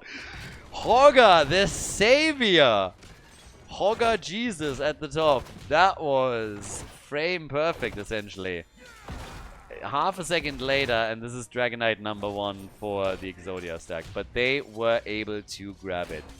So, not too bad. Now, with that said, we have Dino still waiting in the bush here. He's not the only one.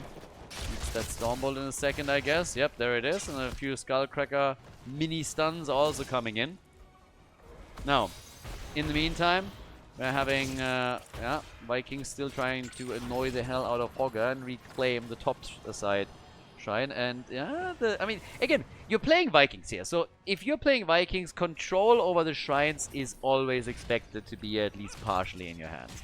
Your opponent really has to do a great job on the macro level in order to shut that down completely. So if you have a halfway decent, competent Viking player, you should be able to apply a lot of pressure, specifically on the solo lane, which is exactly what they're doing. Then you have the occasional rotation, in this case, from example, from Dino, that applies more pressure onto Hogger and helps them even further. Benny at the bottom of the map, he has to retreat here. This is obviously the lane that the blue team is going to try to hold on as much as they can. Applying pressure with Maiev, and also where we have most of the action for the format. Yeah. Occasional excursions from Dino towards the top lane, or blood pool here for the camp, just ignored for the moment.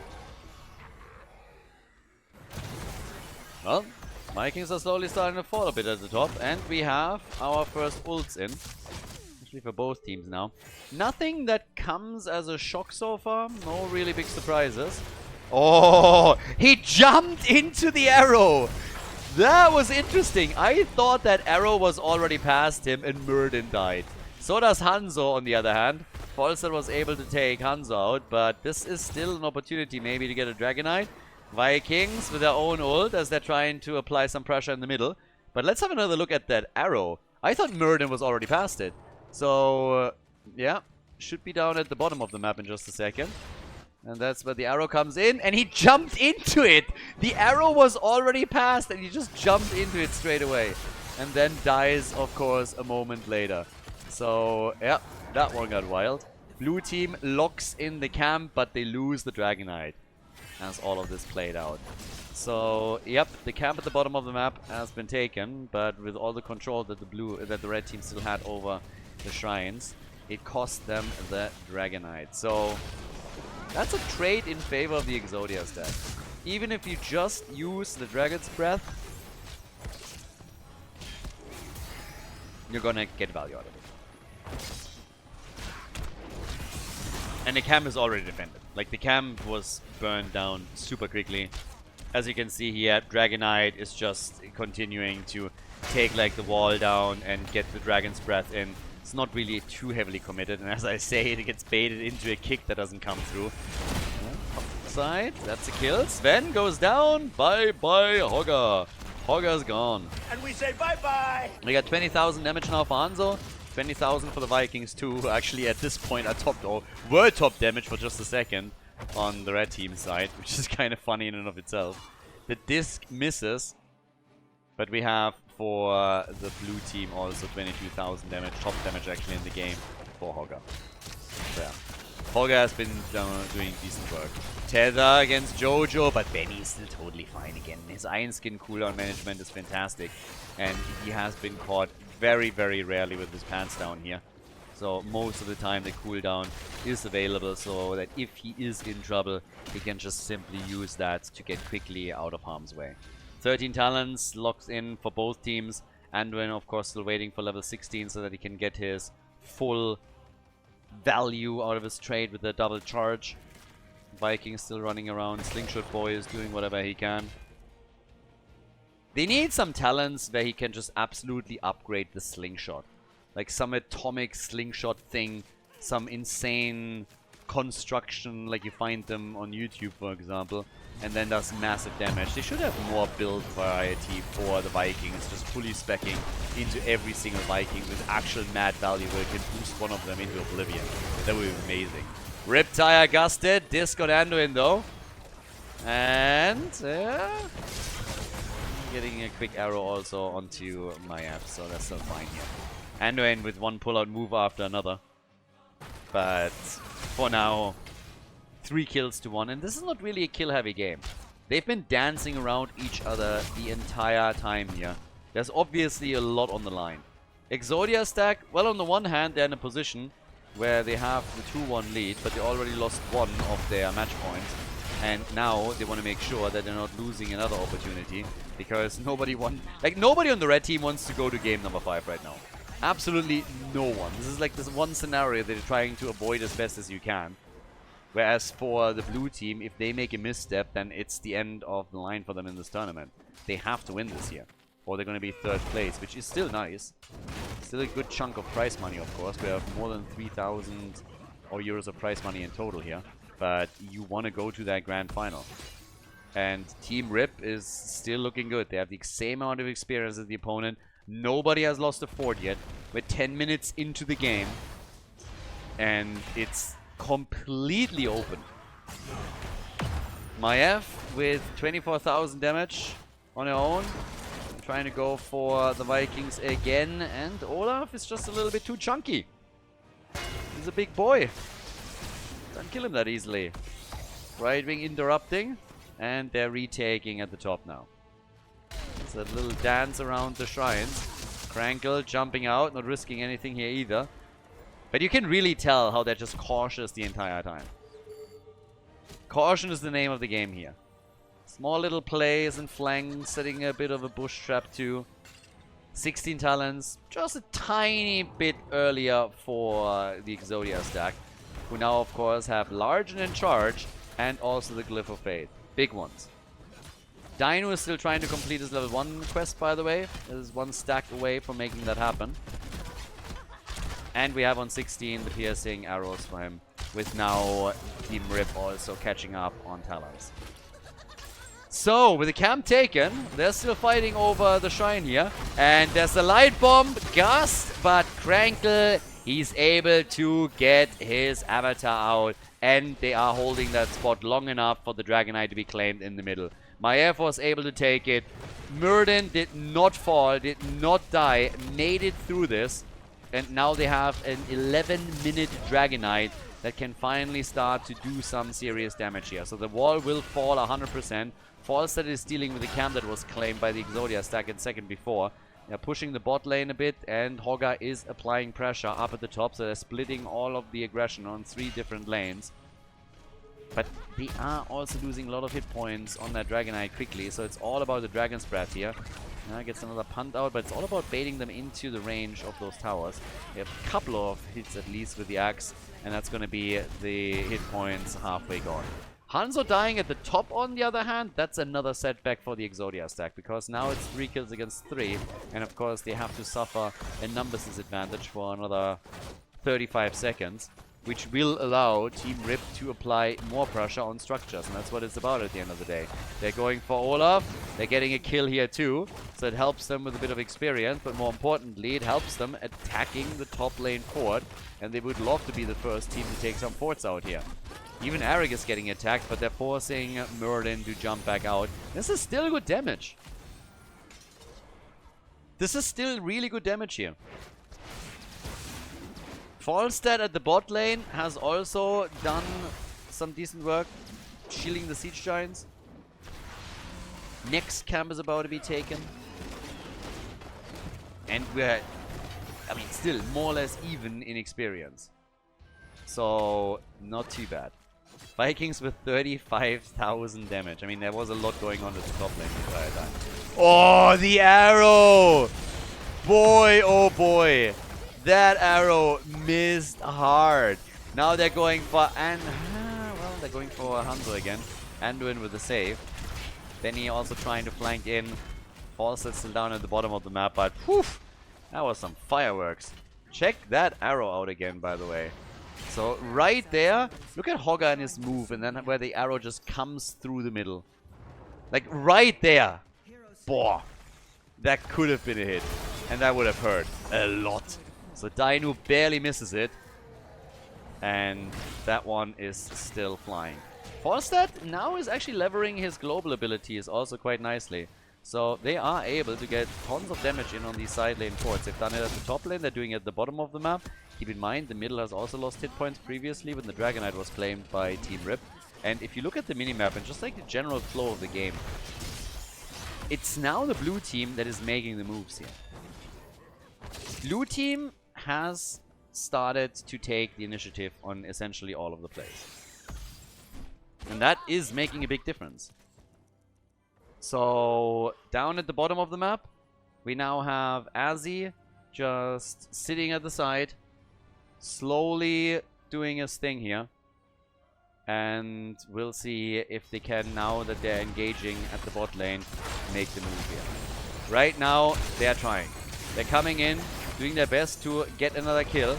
They're looking for it. But can they pull that off? Currently, we have the quest completed for Maiev. 20 is in. So, yeah, they got level 20. The red team doesn't have it quite yet, but they will in a moment. I think the window is too small here.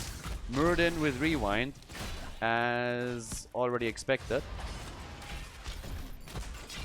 And, yeah, there's the Stormbolt. Hogga with the follow-up was nice, but they had a problem here with the follow-up Stormbolt after Brightwing started the CC chain off. Now the disc is also missing. This is actually not going all that great for the blue team, so they're falling back.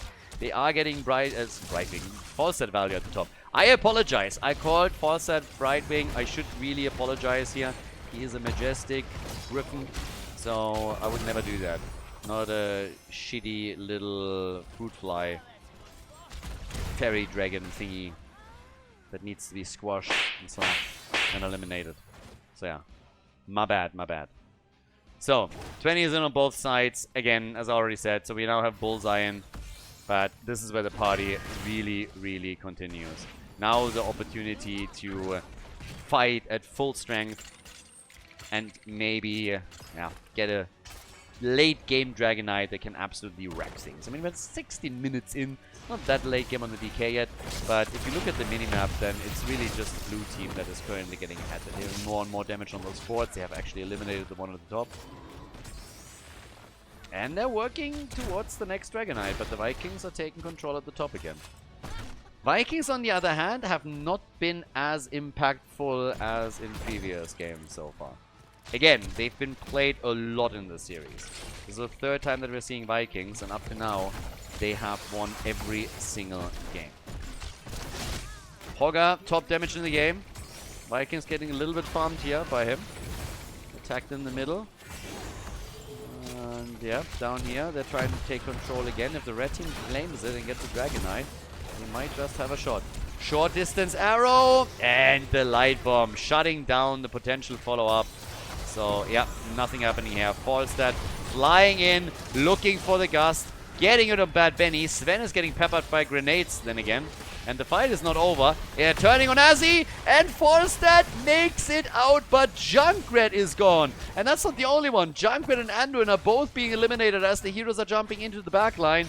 And that is 2 heroes down for the Exodia stack. Guys, more momentum for the blue team. All of a sudden, Team Rip is in distance of taking a massive, massive dump on their opponents.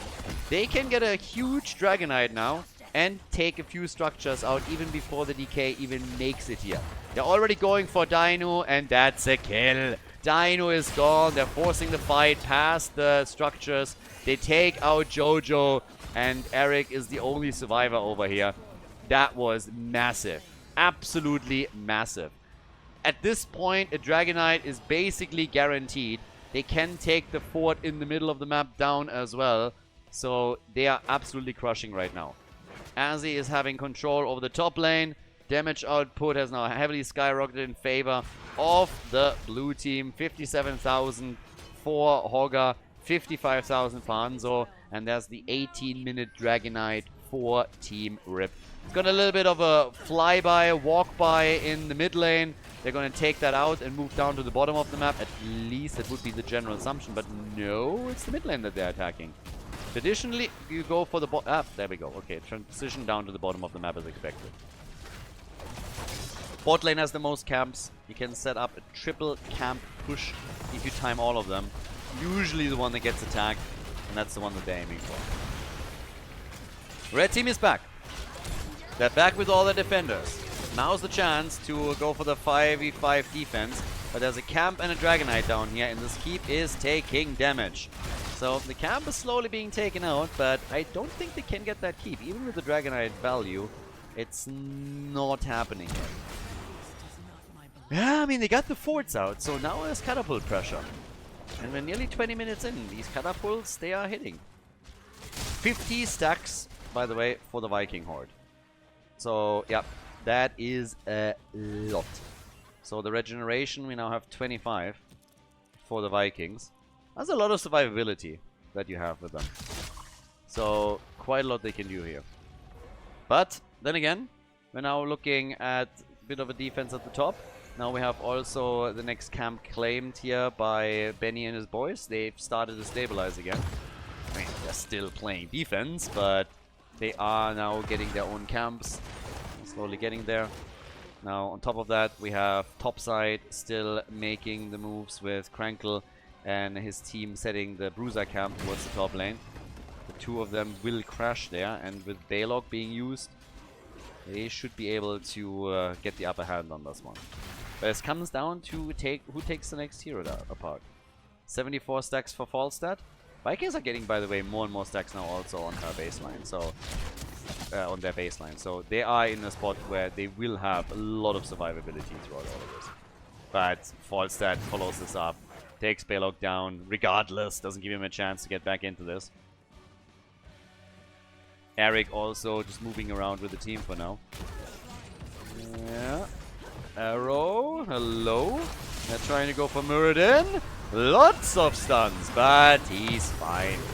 Well, is he? Yeah, he's fine. Got the heals.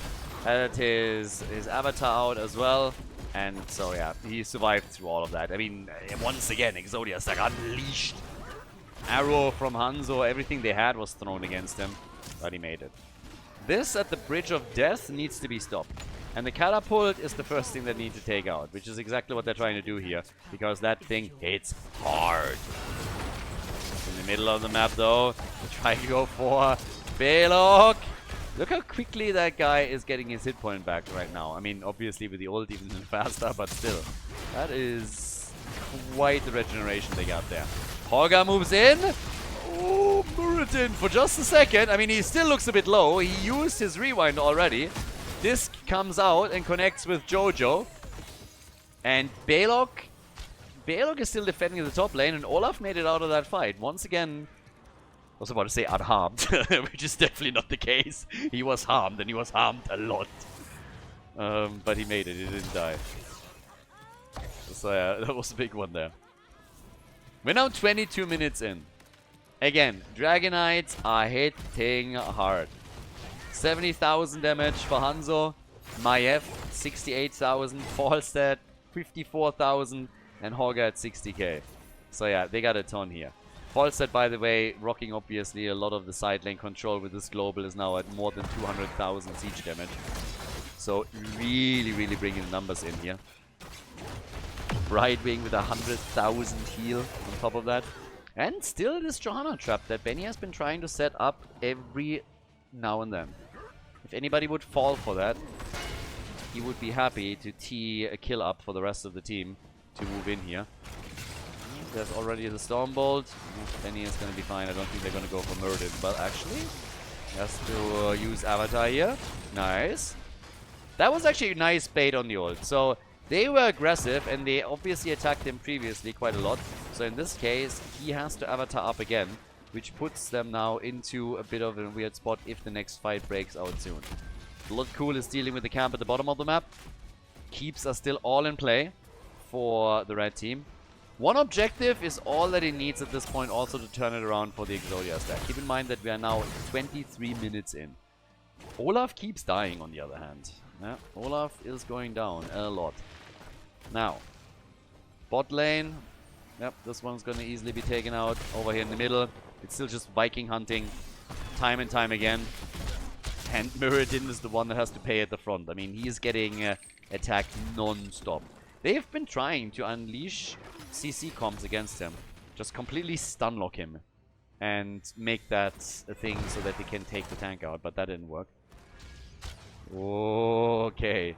Interrupt is still there. They're going to try and go for my Blessed Shield is in. That was about to be expected. Brightwing was ready. But there's the light bomb. Gust. Can they maybe capitalize on this by going for Benny? Seem like they can. Whoa! Brightwing nearly died. Hanzo actually did. With once again, Hogger jumping in deep together with Muradin. They're getting 1 kill. They're getting 2. They're getting 3, baby. 3 heroes down. And they're going for the 4th. 4 heroes eliminated. And that's the big opportunity now to end the game. Straight down to the bottom keep. Not even bothering with the Dragonite. That will likely be taken by the Vikings. It's the only thing that they can do. But the keep is already gone, and this is just insane. We're actually going to game number 5. This is ridiculous. Game number 5. Krankle came back. He came back, and the series has completely flipped. With their actual main tank, they're able to do massive, massive damage here. And the Exodia stack is currently forced into the final map as the blue team locks in the victory on Dragonshire. Nicely done. GG.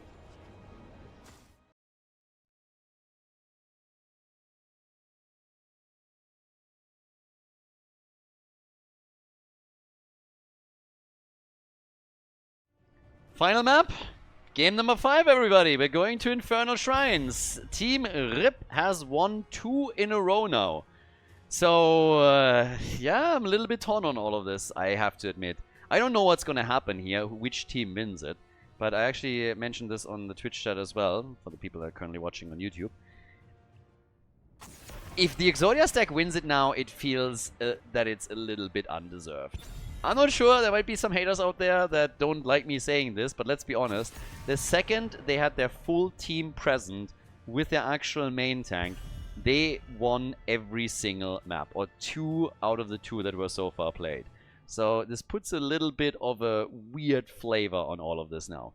Now, the blue team might actually win this one with the 3-2, but it just feels like this particular tournament was not really the tournament for the Exodia stack. Now, we'll see how they're going to do here. Maybe they're the ones to move on to the grand final. But if they do, I gotta say, it would feel a little bit, yeah, strange. Also, by the way, if you're watching this on YouTube, I know there's a ton of you guys that watch regularly that have not hit that sub button yet. Hit the sub button and like the videos. I was actually blown away. You guys don't understand how much of an impact that actually has. We had one video blow up the other day that got a lot of likes and people subbed, and all of a sudden YouTube started to actually recommend videos to people that watched Heroes in the past. I got multiple comments of people saying like, I don't know why YouTube all of a sudden recommends this to me, but I'm so happy that the scene is still around and I should probably install the game again. No joke, you can go through the video comments yourself. So if you want to support this a little bit and think that Heroes could get bigger, this is an actual way to help doing that. Subbing to the channel and liking the videos. Again, if enough people do that, YouTube picks up on this. They recommend things back to people that were back in the days, part of the Heroes of the Storm esports scene. So this is a good way to do things. And again, it doesn't cost anything. Just as a side note here. Malfurion and Blaze. That could result in a Tracer ban. Malfurion locked in as an early... I mean, obviously they're baiting the Tracer ban a little bit too. You're coming in here and you are immediately coming with Malfurion as your first choice, and you've done that multiple times now in this series, always trying to lock it in together with Tracer. Dino has played Tracer, I believe, 3 times, so there is a chance that they're going to say, okay, we're going to ban Tracer out.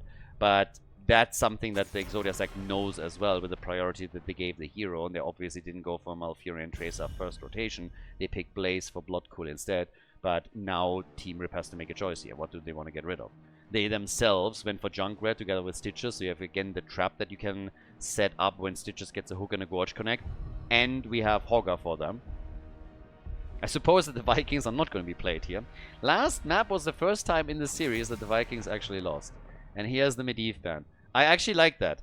So they didn't ban Tracer, they allowed Tracer through and take instead Medivh. And since they are the ones playing Stitches here, Medivh would be a big problem for them. That shield, that portal. So I understand that given the draft that they are going for, that they actually let Tracer go through, and now it's time to see what Exodia stack is going to do with it. And they're not picking her.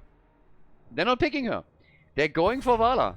Vala is instead the play that they're making, and we have now Anubarak as the engage tank for Bad Benny. So a very different approach than what they had before. Okay. So no more easy cheesy. Over on the left side, final 2 picks.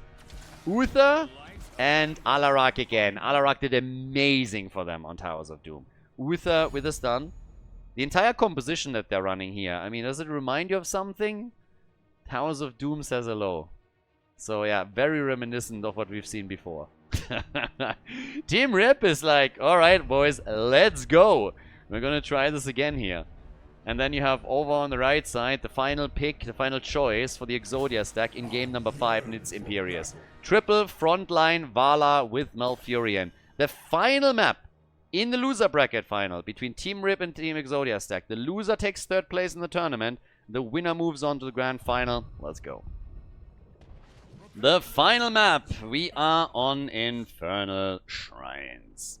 On the left side, Krankel with Stitches.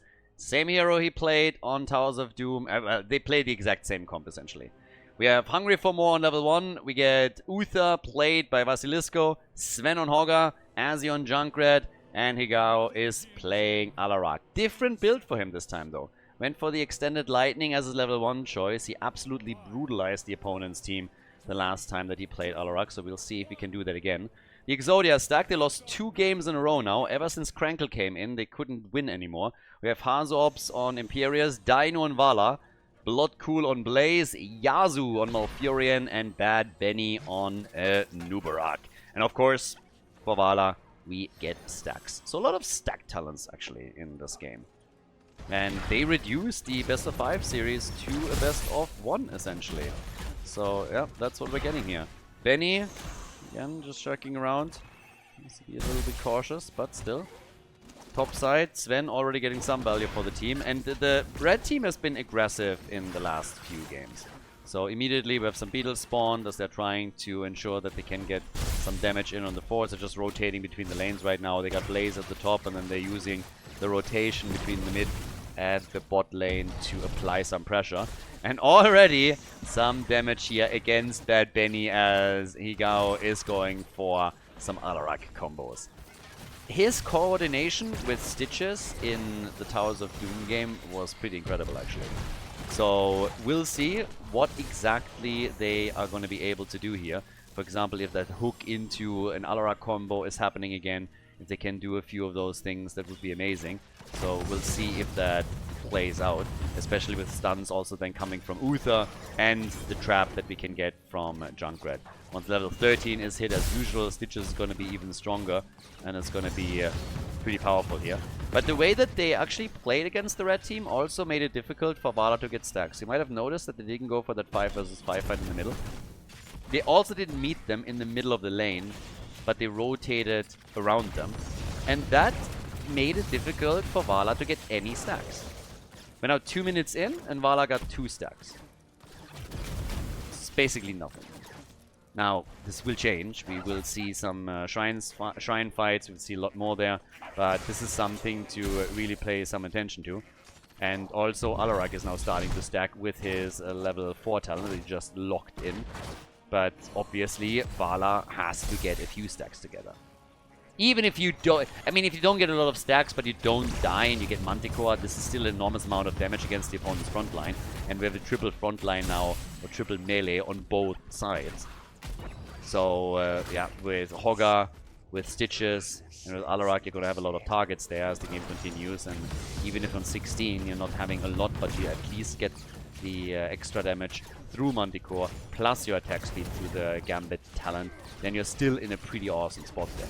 So, yeah, would love to stack, obviously, love to have some fights, but even without them, Vala can be the main source of damage very easily as the game continues and we're hitting 16 talents.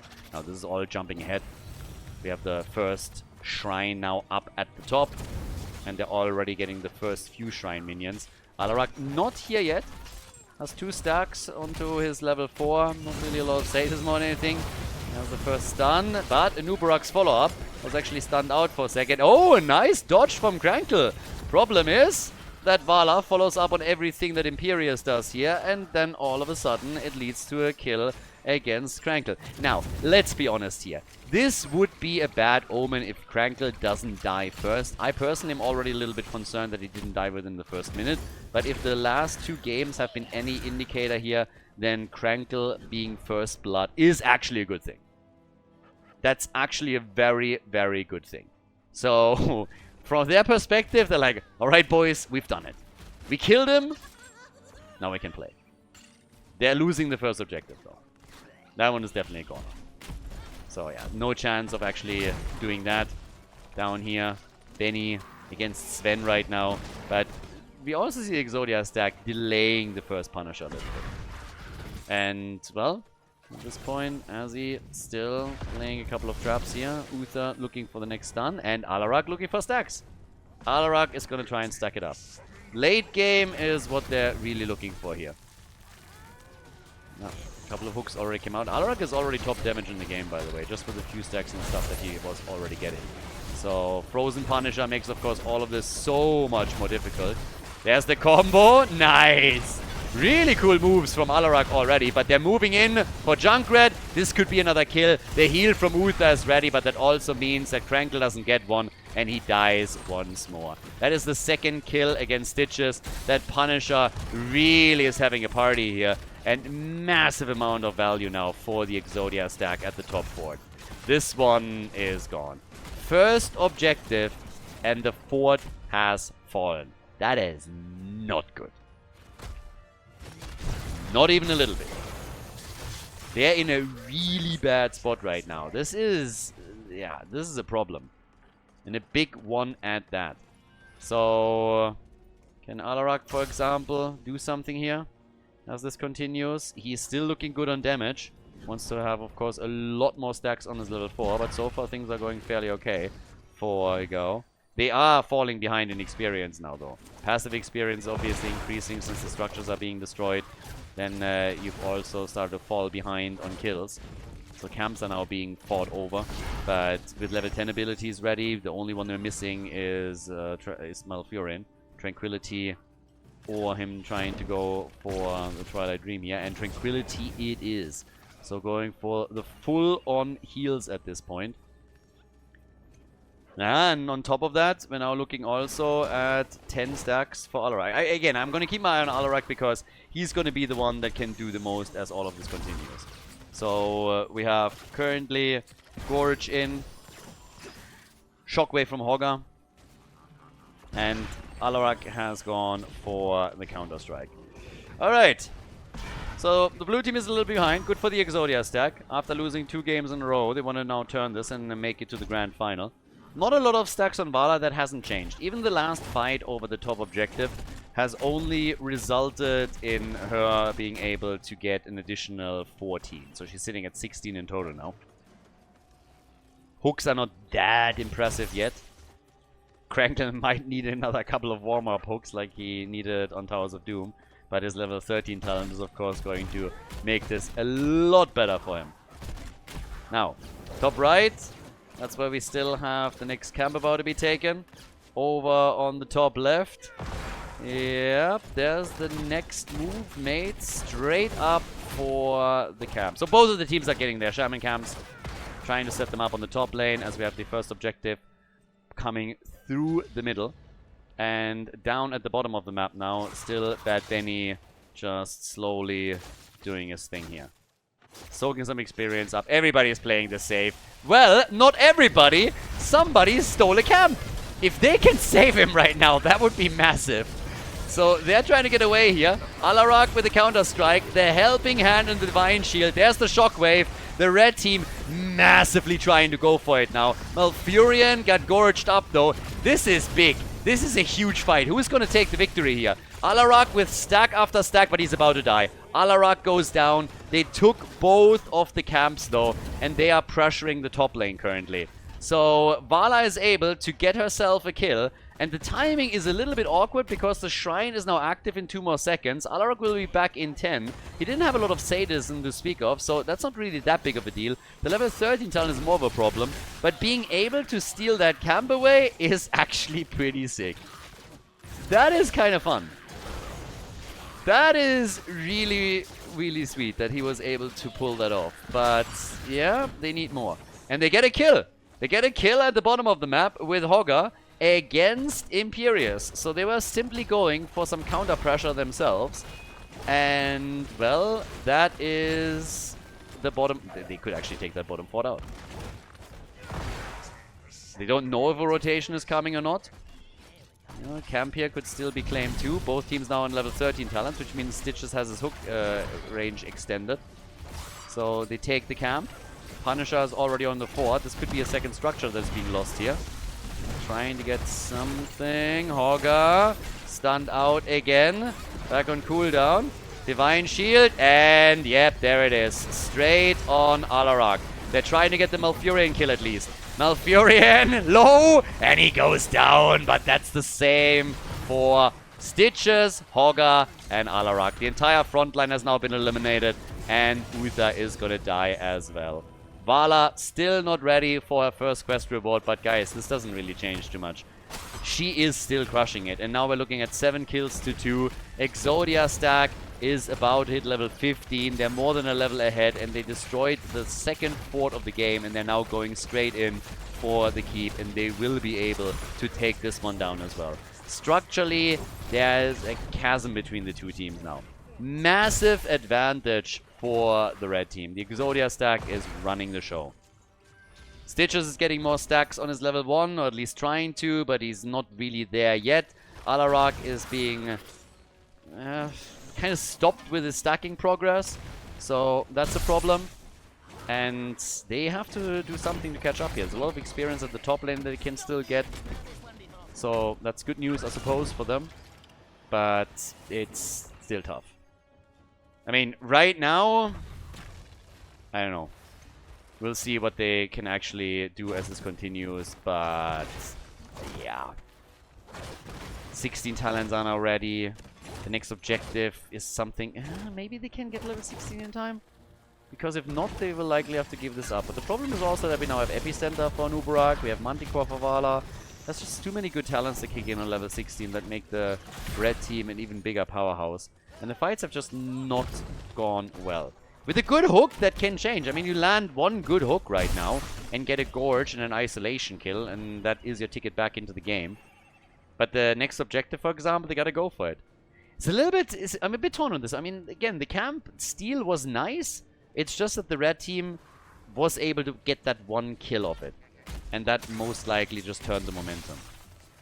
So, with that being the case, the red team is just ahead. And the only chance for Team Rip to bring this back is getting some kills. Either through Stitches hooks or actual 5v5 team fights. They have the potential here, but a lot of their heroes that they want to get strong in the late game are still a little bit understacked and not in a position where they can do a whole lot.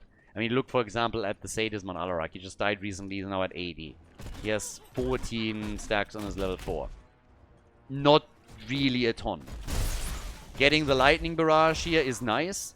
That is going to help him a lot. Benediction kicking in, also huge tool for Uther to help them in those fights.